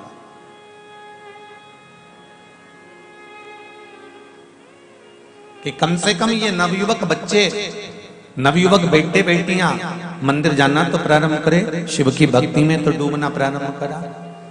पर आज भी कई बच्चे ऐसे हैं जिनको कहा जाता है कि मंदिर जाओ तो वो मंदिर नहीं जाते, उनसे कहा जाए कि शिव को जल चढ़ाए आओ, नहीं जाते। वो कहते हैं पर नहीं करते। पर मेरा निवेदन है, अगर माता पिता भूल से भी एक बार भी अगर शंकर की भक्ति में बच्चों को लेकर जा रहे हैं, बच्चों को भूलवश भी अगर शिव आराधना में लगा रहे हैं, तो ये निश्चितता है कि आप अपने बच्चों के मार्ग को प्रशस्त कर रहे हो, उन्नति की ये निश्चित।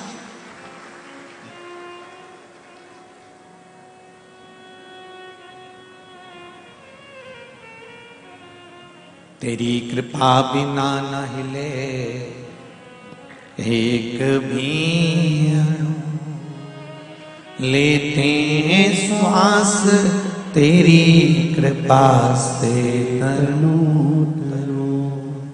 हे गंगाधार मुक्ति द्वार ओमकार तू, बोले ओंकार तू। आयो शरण तिहारी शंभो तार तार। बखान क्या करूं मैं राखों के ढेर का, चपटी भभूत में खजाना कुबेर का। चपटी भभूत में खजाना कुबेर का। बाबा मात्र आपके चरणारविंद की एक रज का मात्र कंकर ही हमको मिल गया तो जीवन की सार्थकता हो।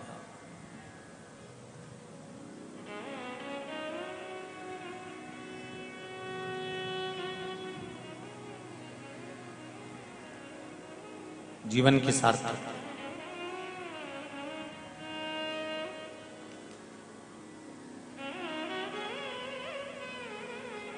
एक संत के पास में पारस मणि थी, लोहे को छू ले तो सोना कर दे। किसी को मालूम पड़ गया चोर को कि संत के पास में पारस मणि है। संत के पास में वो चोर सेवक बनकर आ गया और उसने सेवा करना चालू कर दिया। सेवा करते करते करते करते करते समय बीत गया। चोर उस पारसमणि को ढूंढने में लग गया कि कहीं पारसमणि मिल जाए। एक दिन गुरुजी स्नान करने के लिए गए, ये पारसमणि को ढूंढता रहा। नहीं, गुरुजी आए आज। गुरुजी ने कहा बेटा तूने मेरी बहुत सेवा करी, आज मेरा मन करता है कि मेरे पास एक मणि रखी है, मैं तुझे दे देता हूं। गुरुजी ने ऊपर एक लकड़ी के ऊपर एक मणि रखी हुई थी, डब्बी में बंद थी, कपड़ा लपेटा हुआ था। डब्बी खोली, उसमें कपड़ा लपटा हुआ था, मणि निकाली। गुरुजी ने कहा ये ले पारस मणि।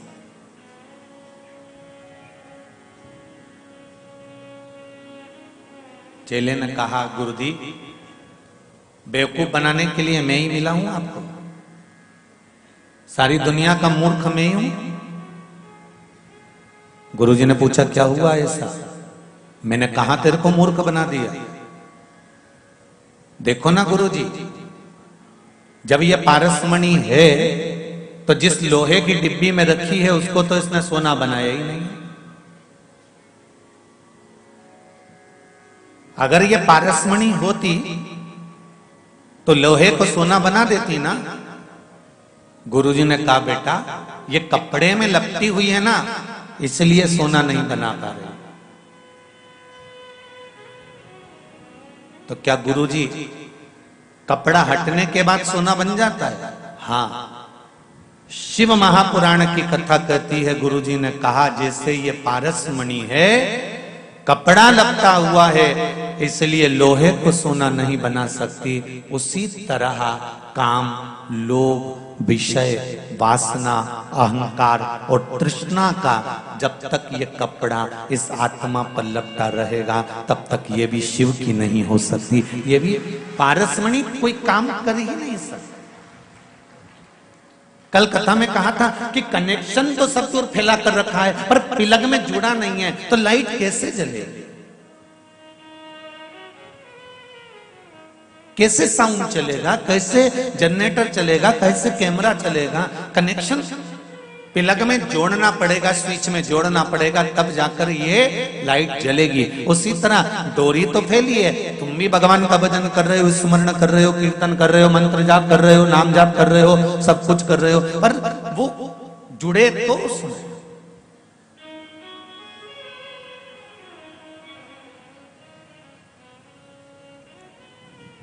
जब तक वो जुड़ेगी नहीं तब तक सुख की अनुभूति होगी। पारस मणि अपना काम जब करती है जब उस पे कपड़ा नहीं होता, और ये आत्मा परमात्मा तक तब जाती है जब इसके भीतर अहंकार का कपड़ा नहीं होता, अहंकार का कपड़ा हटेगा, ये परमात्मा तक पहुंच जाए। कुछ पत्र हैं, देखिए।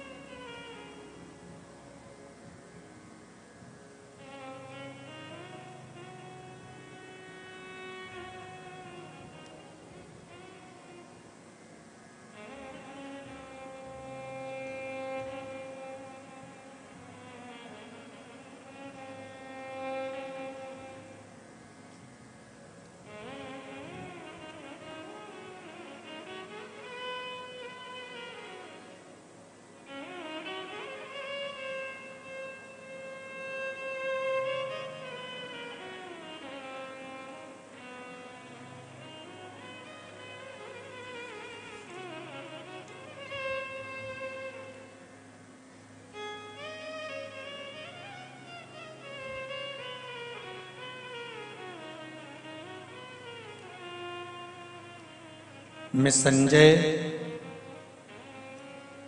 क्या लिखा है, गोरमबाद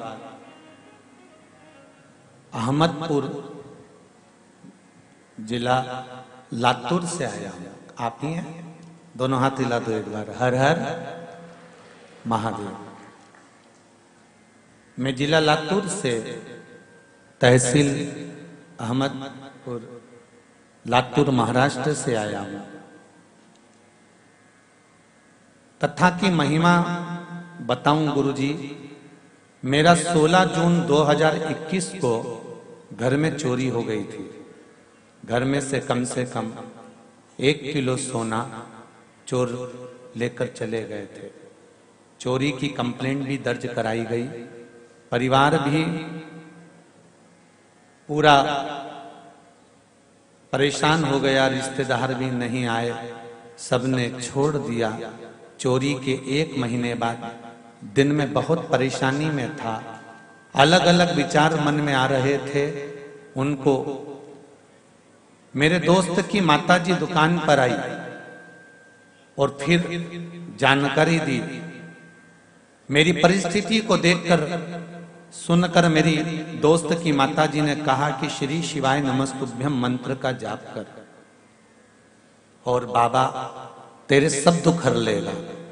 दोस्त की माताजी शिव पुराण कथा प्रतिदिन सुनती हैं आपकी, और जो व्यासपीठ से भी जो उपाय बताते हो उन्होंने मुझे बताया, मैंने करा। गुरुजी मैं क्या बताऊं, बाबा की महिमा। मेरा व्यापार भी धीरे धीरे अच्छा चलने लगा और चोरों का पता चल गया और पैसा भी प्राप्त होगा। ये शिव कृपा।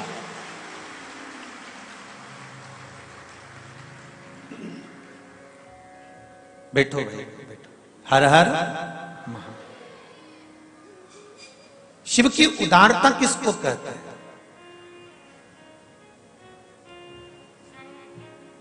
शिव की करुणा किसको कहते हैं?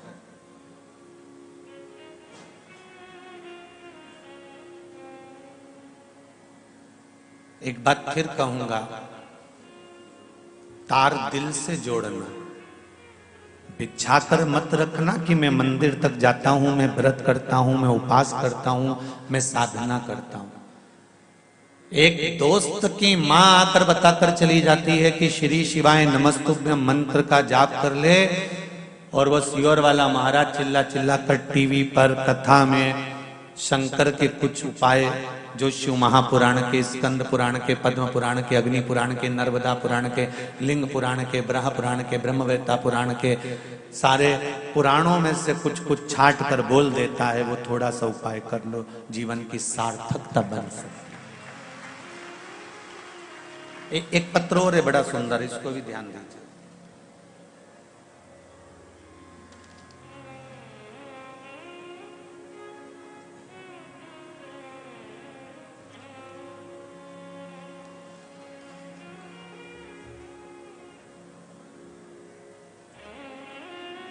मेरा नाम अनीता बोंद्रे है, मैं सोलापुर से आई हूं। कहीं बैठी हैं अनीता जी? सोलापुर वाली आप ही हैं?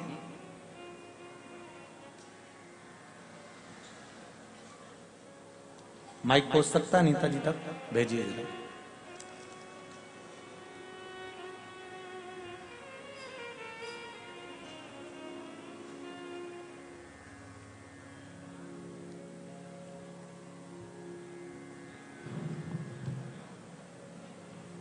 श्री शिवाय नमस्तुभ्यम।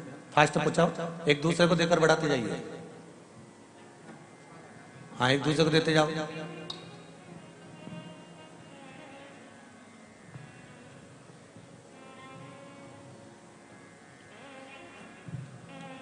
श्री शिवाय नमस्तुभ्यम गुरुजी।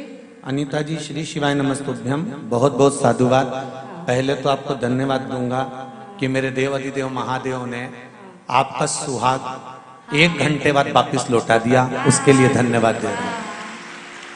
आपका सुहाग 1 घंटे बाद वापिस आया, ये मेरे शिव की कृपा है। क्या हो गया था बहन जी? मैं कुबरेश्वर धाम को रुद्राक्ष मणि के लिए लेने के लिए आ रही थी जी। मेरे पति और मैं जी। उनको तीसरा अटैक आ गया था रास्ते में? हाँ, रास्ते में। फिर वो उनकी प्राण निकल गई थी, बेशुर हो गए थे जी। उनके मुंह में पानी नहीं जा रहा था, प्राण निकल चुके थे। हाँ, पूरा बेहोश गए थे, ऐसा शरीर पूरा एक जी क्या समाप्त हो चुका था। हाँ, समाप्त हुए। फिर मैं रो रही और कान में उनके श्री शिवाय नमस्तुभ्यम का मंत्र बोली जी।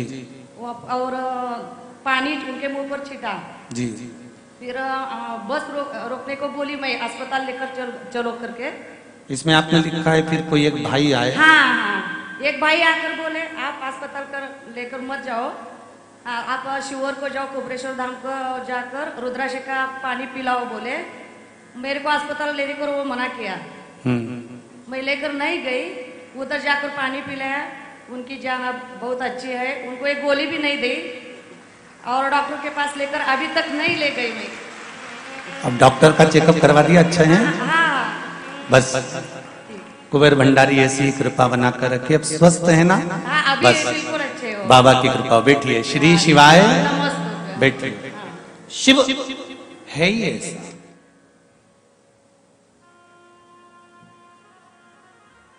एक अंश भी हम अगर शंकर का भजन करें, मात्र कुछ पल का, इसमें आपने एक लाइन लिखी है दीदी कि मैं उस नवयुवक व्यक्ति को धन्यवाद देना चाहती हूं जिसने अचानक आकर मुझसे कहा कि रुद्राक्ष का जल पिला दो। वो व्यक्ति कोई दूसरा नहीं आया होगा। अटैक आने के बाद लोग डॉक्टर का पता बताते हैं और तुझे रुद्राक्ष दान लेने के लिए कुबेरेश्वर भेज दिया। अगर किसी को हार्ट अटैक आता है तो लोग कहते हैं हॉस्पिटल ले जाओ। इतना तो सब समझदार होते हैं, जरा जरा सा बच्चा भी कहता जल्दी करो हॉस्पिटल ले जाओ। पर वो नवयुवक व्यक्ति अगर तुमसे कह रहा है कि कुबेरेश्वर ले जाओ, तो वो नवयुवक व्यक्ति कोई दूसरा नहीं था, तेरे रुदन पर और तेरे मंत्र पर, श्री शिवाय नमस्तुभ्यम पर मेरा देवाधिदेव महादेव तेरे पास में खड़ा हुआ था। कोई दूसरा नहीं हो सकता।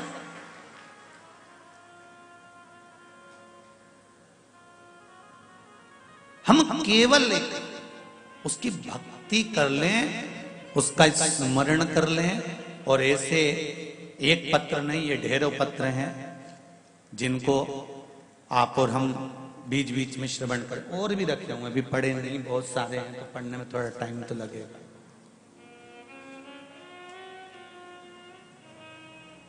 और ये किसी मेरे शंकर को किसी प्रमाण की जरूरत नहीं पड़ती। मेरा शिव आपकी जिंदगी में ऐसा प्रमाण लाकर खड़ा कर देता है कि आपके भीतर विश्वास जागृत हो जाता है और आप शंकर की भक्ति में 24 घंटे डूबे रहते हो। फिर दुनिया के लोग आपको भले कुछ भी कहें, एक अविरल भक्ति,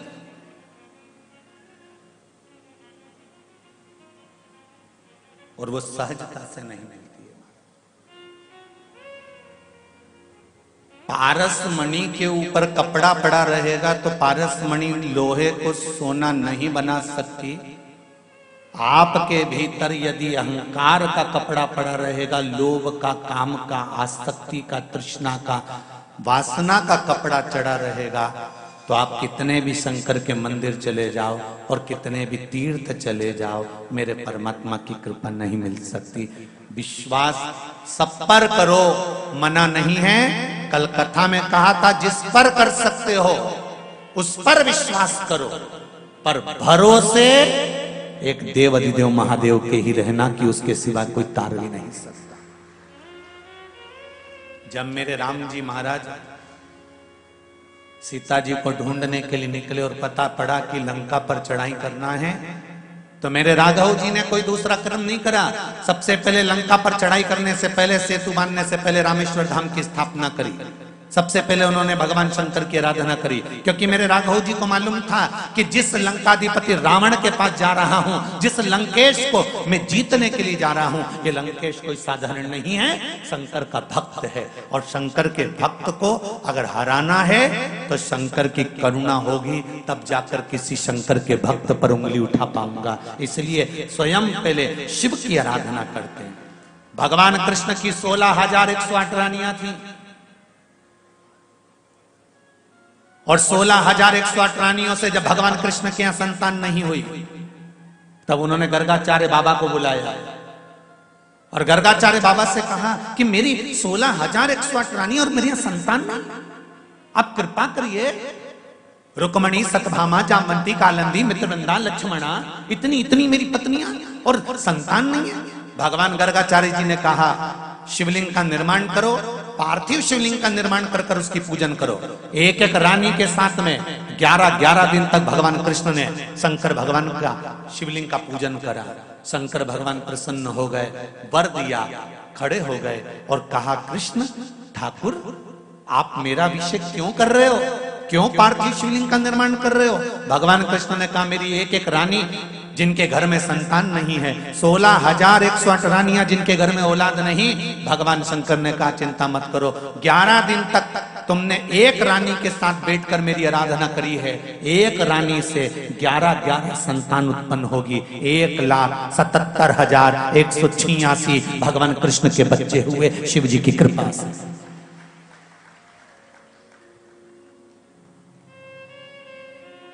दस लड़के, एक लड़की भगवान कृष्ण की प्रत्येक रानी से हुए थे। 10 पुत्र और 1 पुत्र।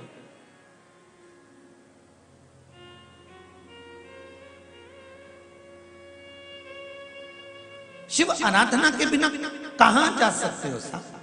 चंद्र को काया का रोग हो गया, रोग पड़ा, बिलक पड़ा, कौन संभालेगा, कौन बताएगा, कौन क्या करेगा? तब देवर्षि नारद ने कहा, तुझे काया का रोग हो गया है, ये रोग कोई मिटा नहीं सकता। अकाल मृत्यु वो मरे जो काम करे, चंडाल का और काल उसका क्या बिगाड़े, जो भक्त हो महा काल का। तो शंकर जी की आराधना कर। शिव की आराधना में सोम डूब गए, शिव की आराधना में चंद्र डूब गए, और भगवान ने ऐसी कृपा करी कि जमाई को श्राप दिया था दक्ष प्रजापति ने। चंद्रदेव दक्ष प्रजापति के जमाई थे और शंकर भगवान भी दक्ष प्रजापति के जमाई थे। जब दक्ष प्रजापति को मालूम पड़ा कि चंद्र की काया ठीक हो गई, तो दक्ष प्रजापति को तो क्रोध आ गया, और क्रोध में आकर दक्ष प्रजापति ने चारों तरफ हाहाकार मचा दिया कि इसको बचाने वाला आखिर कौन है। तब दक्ष प्रजापति को मालूम पड़ा कि सती का पति शिव। दक्ष प्रजापति का हृदय डोल गया और सोच लिया, अगर चंद्रदेव की काया शंकर ने अच्छी करी है, मतलब मेरे वचन को मिथ्या कर दिया, तो अब शंकर मेरी सभा में नहीं बैठ सकता। अंदर ही अंदर थोड़ा थोड़ा कुड़ने लगे, भीतर के भीतर थोड़ा थोड़ा अहम उत्पन्न हो गया।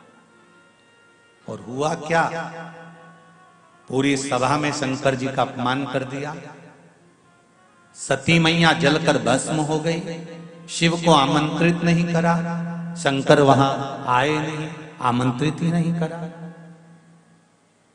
हुआ क्या है,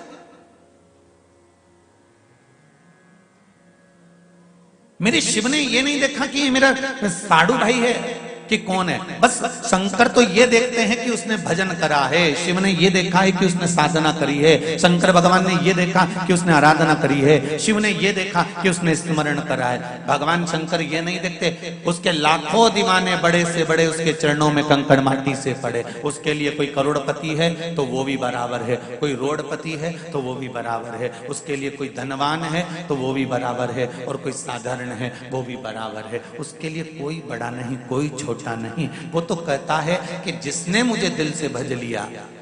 और देखो, शंकर भगवान को देवता भी भजते हैं तो असुर भी भजते हैं। रावण ने भी भजा, कंस ने भी भजा, कौन नहीं भजता।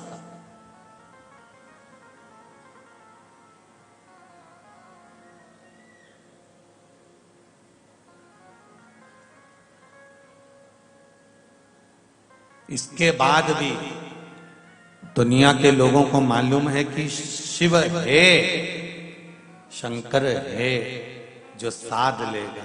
इसके बाद भी दुनिया के लोग यहाँ वहां भटके कि हम मां चले जाएंगे तो कुछ चमत्कार हो जाएगा या कोई घुमा के कुछ दे देगा।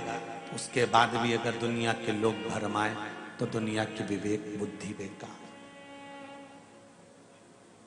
शिव के पास में ना तो कोई तंत्र है, शिव के पास में ना कोई मंत्र है, शिव के पास में ना कोई खटर पटर है, शिव के पास में ना कोई दिखावा है। सारे मंदिरों में जाकर देखना भगवान एक से बढ़कर एक पोशाक पहने होंगे, सारे मंदिरों में जाकर देखना देवताओं ने एक से बढ़कर एक आभूषण पहने होंगे। शंकर जी के मंदिर में जाकर देखना भोलेनाथ ऐसे ही बैठे होंगे। तुम्हारी मर्जी पड़े, लोटा भर कर लाओ, एक लोटा पानी चढ़ाओ और चढ़ा के अपने घर चले जाओ। मेरे पास फालतू बैठो मती, समय बर्बाद करो मती, राम नाम तुम भी गाओ और मुझे भी गाने तो। भगवान शंकर एकदम सरल, सहज, आनंदित।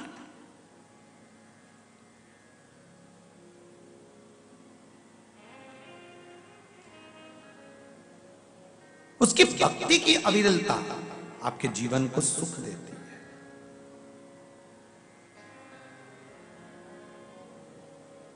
कुरुक्षेत्र के मैदान में पांडव युद्ध लड़ने वाले हैं और भगवान कृष्ण पांडवों से क्या कह रहे हैं कि कुरुक्षेत्र की भूमि में तुम युद्ध लड़ोगे, कुरुक्षेत्र की भूमि में तुम युद्ध कर रहे हो, ये कोई साधारण भूमि है?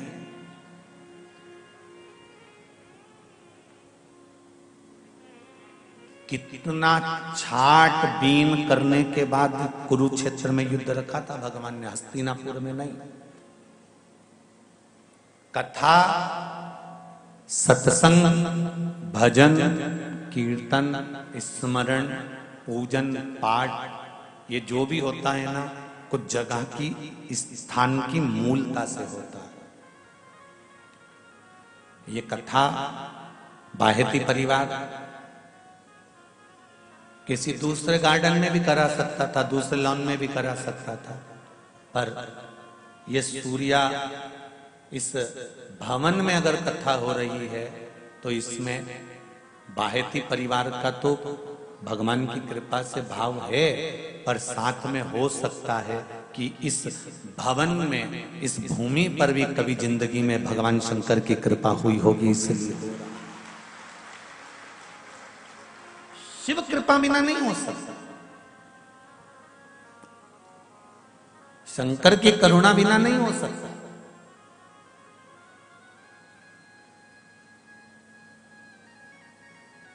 अगर कुछ मिल रहा है शिव की कृपा से, भगवान कृष्ण को मालूम पड़ा कि हस्तिनापुर में युद्ध होना है, कौरव और पांडवों का युद्ध होना है, तो कौरव और पांडवों के युद्ध के लिए भूमि को ढूंढा गया। कौरव और पांडवों के युद्ध के लिए भूमि को देखा गया कि कोई ऐसी भूमि ढूंढ कर लेकर आओ जहां पर कौरव और पांडवों का युद्ध हो, पर युद्ध हो उस समय पर इन दोनों का संधि ना हो जाए, इन दोनों का मिलन ना हो जाए, ये एक दूसरे से जुड़ ना जाए, एक दूसरे के प्रति इनका प्रेम जागृत ना हो जाए, ऐसी भूमि ढूंढी जाए। आप अगर कोई फंक्शन करते हो ना तो अपने घर की पास की जगह देखते हो, बोलो सही है कि गलत? शादी करोगे तो घर के पास की जगह देखोगे, कथा करवाओगे तो घर के पास की जगह देखोगे, किटी पार्टी करोगे तो घर के पास की जगह देखोगे, जन्मदिन की पार्टी करोगे, शादी की सालगिरह मनाओगे तो घर के पास की पार्टी देखोगे। आप अपने घर के पास की जगह देखते हो कि हमको सहूलियत हो जाए। तो कौरवों और पांडवों का युद्ध होना था तो हस्तिनापुर में होना था, फिर कुरुक्षेत्र में जाकर क्यों करा? और कौरव और पांडवों का युद्ध अगर भगवान कृष्ण को कराना था तो द्वारका में करा लेते, फिर कुरुक्षेत्र क्यों गए? क्योंकि भगवान कृष्ण ने अपने दूतों को बुलाकर कहा था पूरी पृथ्वी पर घूम कर आओ और ऐसी भूमि ढूंढ कर लेकर आओ जहां पर भाई भाई की हत्या कर उसको गले में लगाए।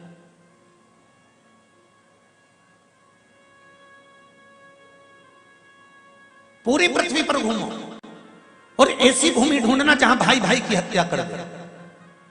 सारे दूत भगवान कृष्ण के सारे गण गए, पार्षद गए देख कर आए, द्वारपाल गए देख कर आए, पर ऐसी भूमि नहीं मिली। अंत में कुरुक्षेत्र पहुंच गए जहां पर बड़े भाई ने छोटे भाई से कहा जा खेत में पानी अंदर घुस रहा है, प्रवेश कर रहा है, वहां पर मेड़ बांध दे। मेड़ बांधना मतलब मिट्टी से रोक देना, जा पानी को रोक दे। छोटे भाई ने कहा मैं रोटी खाने जा रहा हूं, भोजन करने जा रहा हूं, भैया आप फ्री हो, आप जाकर रोक दो। बड़े भाई को क्रोध आया, कंधे पर हल रखा था, छोटे भाई के माथे पर मार दिया, पेट में हल मार दिया और उसको हल से खींचता हुआ ले गया और ले जाकर जहां से पानी आ रहा था वहां मिट्टी की जगह अपने छोटे भाई को सुला दिया। भगवान कृष्ण के सेवकों ने देख लिया और जाकर ठाकुर जी से कह दिया हमने वो भूमि ढूंढ ली जहां पर भाई भाई का दुश्मन है। वो भूमि कौन सी है? तो कहा कुरुक्षेत्र की भूमि है। भगवान कृष्ण ने कहा कुरुक्षेत्र की भूमि में अब मुझे युद्ध तो कराना है, मना नहीं है, पर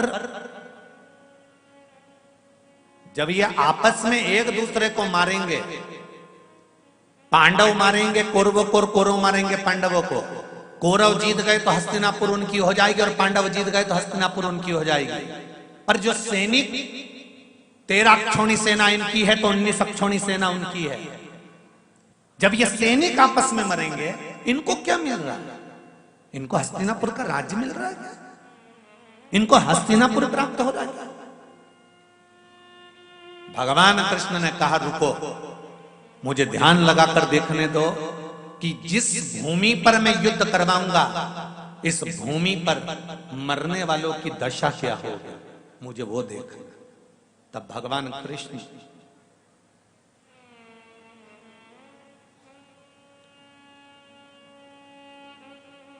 एक स्थान पर पार्थिव शिवलिंग का निर्माण कर लिए कुरुक्षेत्र की, जिस भूमि का नाम है स्थानेश्वर महादेव। कुरुक्षेत्र कौन कौन गया है? जो गए हो कुरुक्षेत्र गए हैं? तो स्थानेश्वर महादेव कुरुक्षेत्र में ब्रह्म सरोवर से 3 किलोमीटर की दूरी पर है स्थानेश्वर महादेव, कुरुक्षेत्र की भूमि पर, जहां पर जिसका वर्णन वायु पुराण में, वामन पुराण में, नर्मदा पुराण में, स्कंद पुराण में स्थाणु तीर्थ का वर्णन। कौन से तीर्थ का? स्थाणु तीर्थ, जहां भगवान कृष्ण ने पार्थिव शिवलिंग का निर्माण करा और उसकी पूजन करी, और पूजन कर कर ध्यान में मग्न हो गए। शंकर भगवान वहां प्रकट हो गए, प्रकट हुए और पूछा क्या बात है कृष्ण, क्या हुआ? भगवान कृष्ण कहते हैं प्रभु बस ये चाहता हूं कि जिनके प्राण यहाँ छूटेंगे उनको वैकुंठ मिलेगा कि नहीं मिलेगा। शंकर भगवान ने कहा चिंता मत करो कृष्ण, ये कुरुक्षेत्र की भूमि राजा कुरु की है। राजा कुरु ने जब तप करा था मेरा, तब मुझसे वर मांगा था कि जिस भूमि पर मेरा राज्य हो उस भूमि पर अगर कोई भूल से भी प्राण त्यागे तो उसको वैकुंठ मिले, ऐसा वर दे दीजिए। और मैंने उसको वर दिया। केवल पूरी दुनिया में केवल एक कुरुक्षेत्र की भूमि ऐसी है कि प्राण छूटते से ही भगवान विष्णु के पार्षद उसको लेने के लिए आ जाते हैं। कुरुक्षेत्र की तरह। क्यों? कौरव जीतेंगे तो हस्तिनापुर मिलेगी, पांडव जीतेंगे तो हस्तिनापुर मिलेगी, पर ये युद्ध के मैदान में, जो ये युद्ध के मैदान में जब ये सैनिक मरेंगे तो इनको क्या मिलेगा? शंकर भगवान ने कहा चिंता मत करो। और सुनो कृष्ण, तुमने मेरी आराधना कर कर मुझे यहां विराजमान करा है। मैं स्थानेश्वर महादेव के रूप में यहां पर विराजमान होऊंगा। मेरी गंगा की धार दिन के मध्याह्न में एक कुंड में जाकर गिरेगी। उस कुंड में जिस समय पर मेरी धार दिन के मध्याह्न में गिरेगी, उस समय पर जितने भी मृत्यु लोक में पवित्र नदियां और तीर्थ हैं, दोपहर के मध्याह्न में सारे तीर्थ यहां आकर बस जाएंगे। प्रतिदिन दोपहर के 12 बजे भगवान स्थानेश्वर महादेव जो कुरुक्षेत्र की पावन धरा पर है,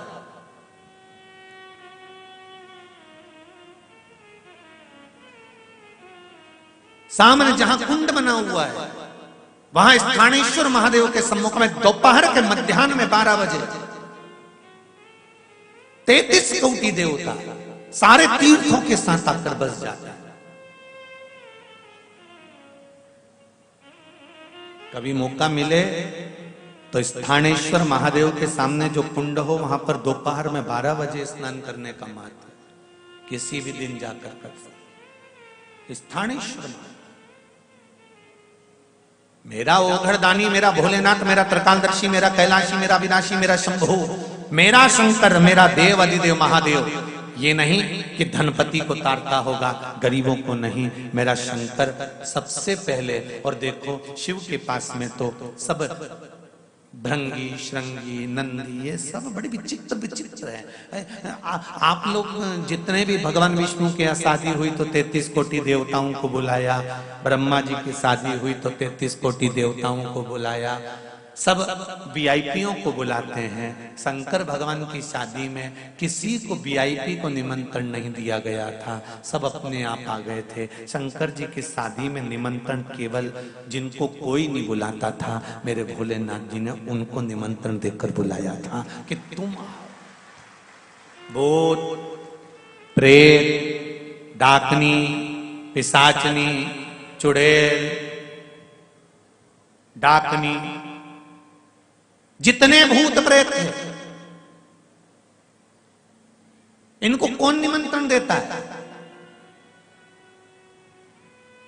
कौन चाहेगा कि शादी में भूत और प्रेत आए? इसके बाद भी भगवान देवाधिदेव महादेव ने अपने मंगल विवाह में अपनी शादी में डमरू खड़काकर डाकनी, पिशाचनी, चुड़ैल और भूत को बुलाया कि तुम आओ।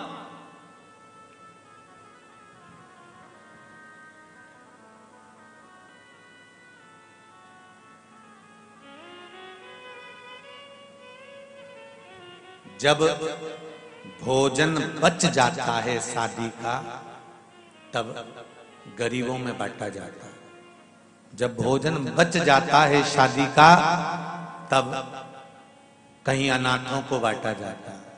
जब भोजन बच जाता है शादी का, तब किसी अनाथालय में, किसी आश्रम में जाकर बांटा जाता है। जब भोजन बच जाता है शादी का, तब किसी भिक्षुक के पास जाकर बांटा जाता है। शंकर भगवान ने मन में सोचा, आखिरी में भोजन जाना वहीं पर है, इसलिए आमंत्रण उन्हीं को दिया जाए जो प्रेम से पा सकते हैं।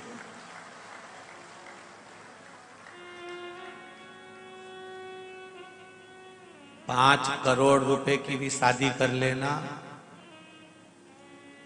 56 तरह का आइटम खिला के देख लेना, जाने वाला व्यक्ति बुराई करता ही जाएगा।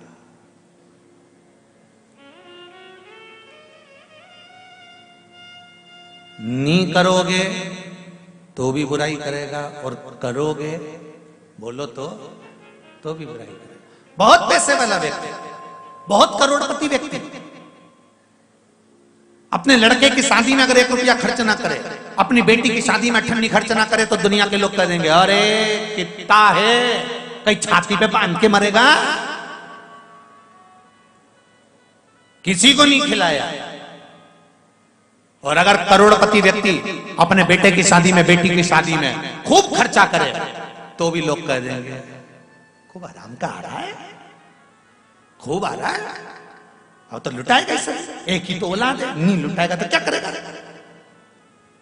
जो बादाम का हलवा खाकर जा रहे हैं, काजू कतली खा के जा रहे हैं, खूब प्रेम से आओ जी करके खा के जा रहे हैं, वो भी जाने के बाद तुम्हारी तारीफ नहीं करने वाले। पर किसी भूखे को एक बार बिठाकर प्रेम से, दिल से एक निवाला खिलाकर देखना, जिंदगी भर याद रखेगा, जिंदगी भर नहीं भूलेगा वो।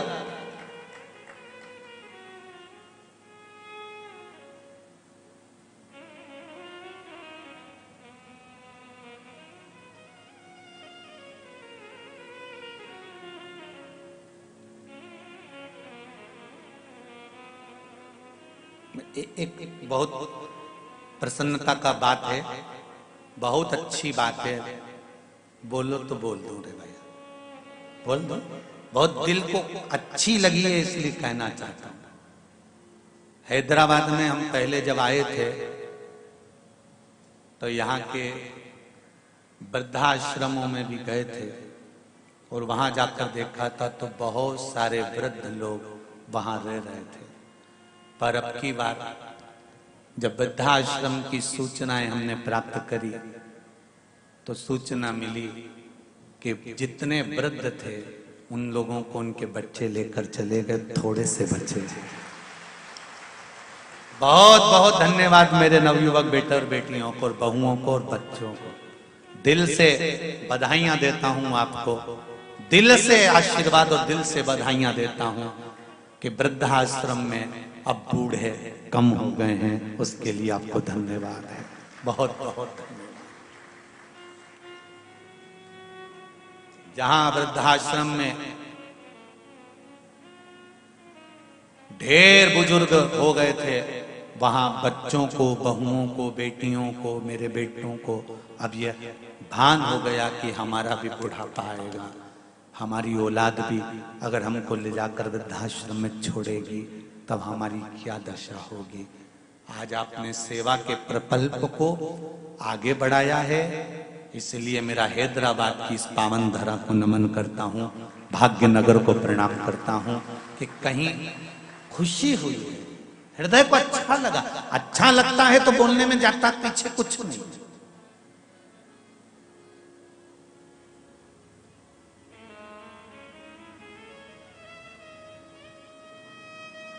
अब करो सेवा, आप 1 करोड़ की शादी करो, 5 करोड़ की शादी करो, 50 लाख की शादी करो, 40 लाख की शादी करो, तुम्हारी मर्जी पड़े, पूरी दुनिया का धन लुटा दो, हमें मतलब नहीं है। हमारा तो इतना सा कहना है कि उस शादी में से थोड़ा सा रुपया निकालकर कहीं गरीबों के बीच में पहुंचकर, साधारणता के व्यक्ति के बीच में पहुंचकर या हम ये भी नहीं कहेंगे कि तुम दूसरी जगह खर्च करो, अपनी समाज में भी अगर कोई थोड़ा सा भी डाउन है तो प्रयास करना कि उसकी बेटी या उसके बेटे की पढ़ाई या उसके लिए कुछ अच्छा करने का प्रयास हम करें, जिससे हमको जीवन में सुख मिले, हमें अपने जीवन में एक आनंद की अनुभूति मिले।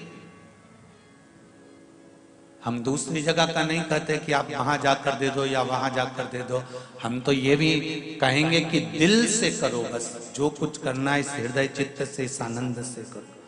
शंकर भगवान ने कहा भगवान कृष्ण से, कन्हैया इस भूमि पर स्थानेश्वर महादेव के रूप में मैं पूजा जाऊंगा, और सुनो कृष्ण, कुरुक्षेत्र की ये पावन धरा, जिस धरा पर अगर संसार का मनुष्य आकर एक बार भी स्थानेश्वर महादेव का दर्शन करता है या स्थानेश्वर महादेव पर एक अक्षत का दाना भी समर्पित करता है, तो सुनो, एक कृष्ण वो जन्म और मरण के सारे जीवन काल के 84 के चक्कर से छूटकर भगवान नारायण के धाम वैकुंठ में जाकर विराजमान हो जाएगा। स्थानेश्वर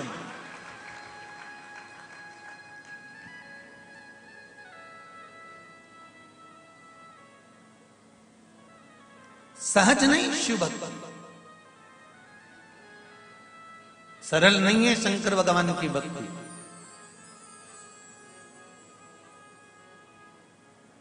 बड़ी मुश्किल से प्राप्त होती, और जी एक बार अगर भगवान शंकर की भक्ति आपके हृदय में स्फुटित हो गई, एक बार शंकर की भक्ति तुम्हारे हृदय में पहुंच गई, जितने आस्था चैनल पर सुन रहे हैं, जितने फेसबुक यूट्यूब पर सुन रहे हैं, जितने इस पावन पंडाल में सुन रहे हैं और पंडाल के बाहर सुन रहे हैं, पंडाल के पीछे नीचे जहां बैठकर श्रवण कर रहे हैं, उन सब से कहूंगा,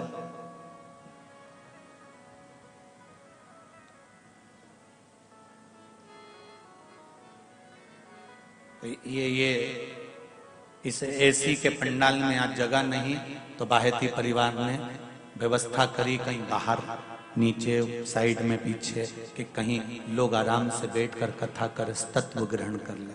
कल बाहेती जी कह रहे थे, गुरुजी हमें तो लग रहा था कथा हैदराबाद शहर से 10-12 किलोमीटर दूर है, तो भक्त लोग हो सकता है कि कम मात्रा में पहुंचे, पर मालूम क्या था कि सुबह 10 बजे से ही पंडाल पूरा भर गया था। गुरुदेव, ये भक्ति है आप,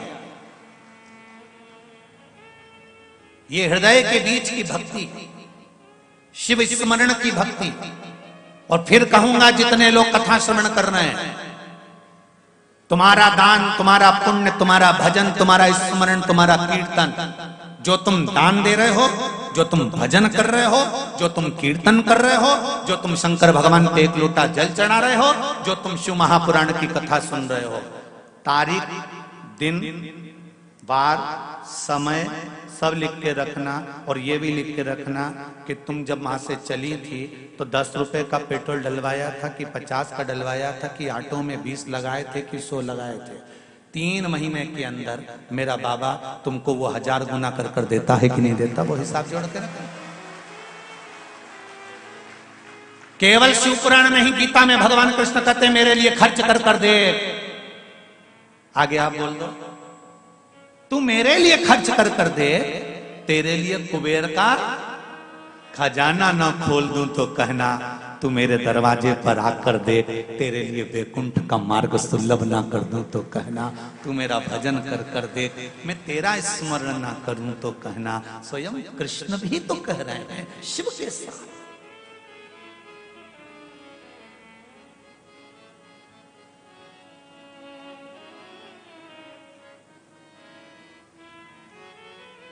भाग्यशाली है बाहेती परिवार।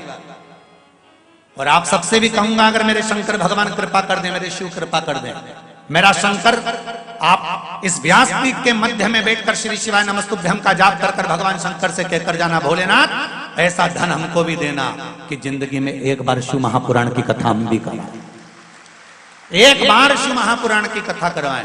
और बाहेती जी बता रहे थे कि माताजी और पिताजी ने प्रण लिया था। पिताजी कह रहे थे कि कथा करवाएं, शिव महापुराण की कराएं। तो बच्चों ने कहा पापा भागवत जी करा लेते हैं, रामायण जी करा लेते हैं। नहीं, शिव पुराण कराएंगे। तो कहा अपन अपने इधर के महाराज जी को ढूंढ लेते हैं, वो शिव पुराण कर। नहीं,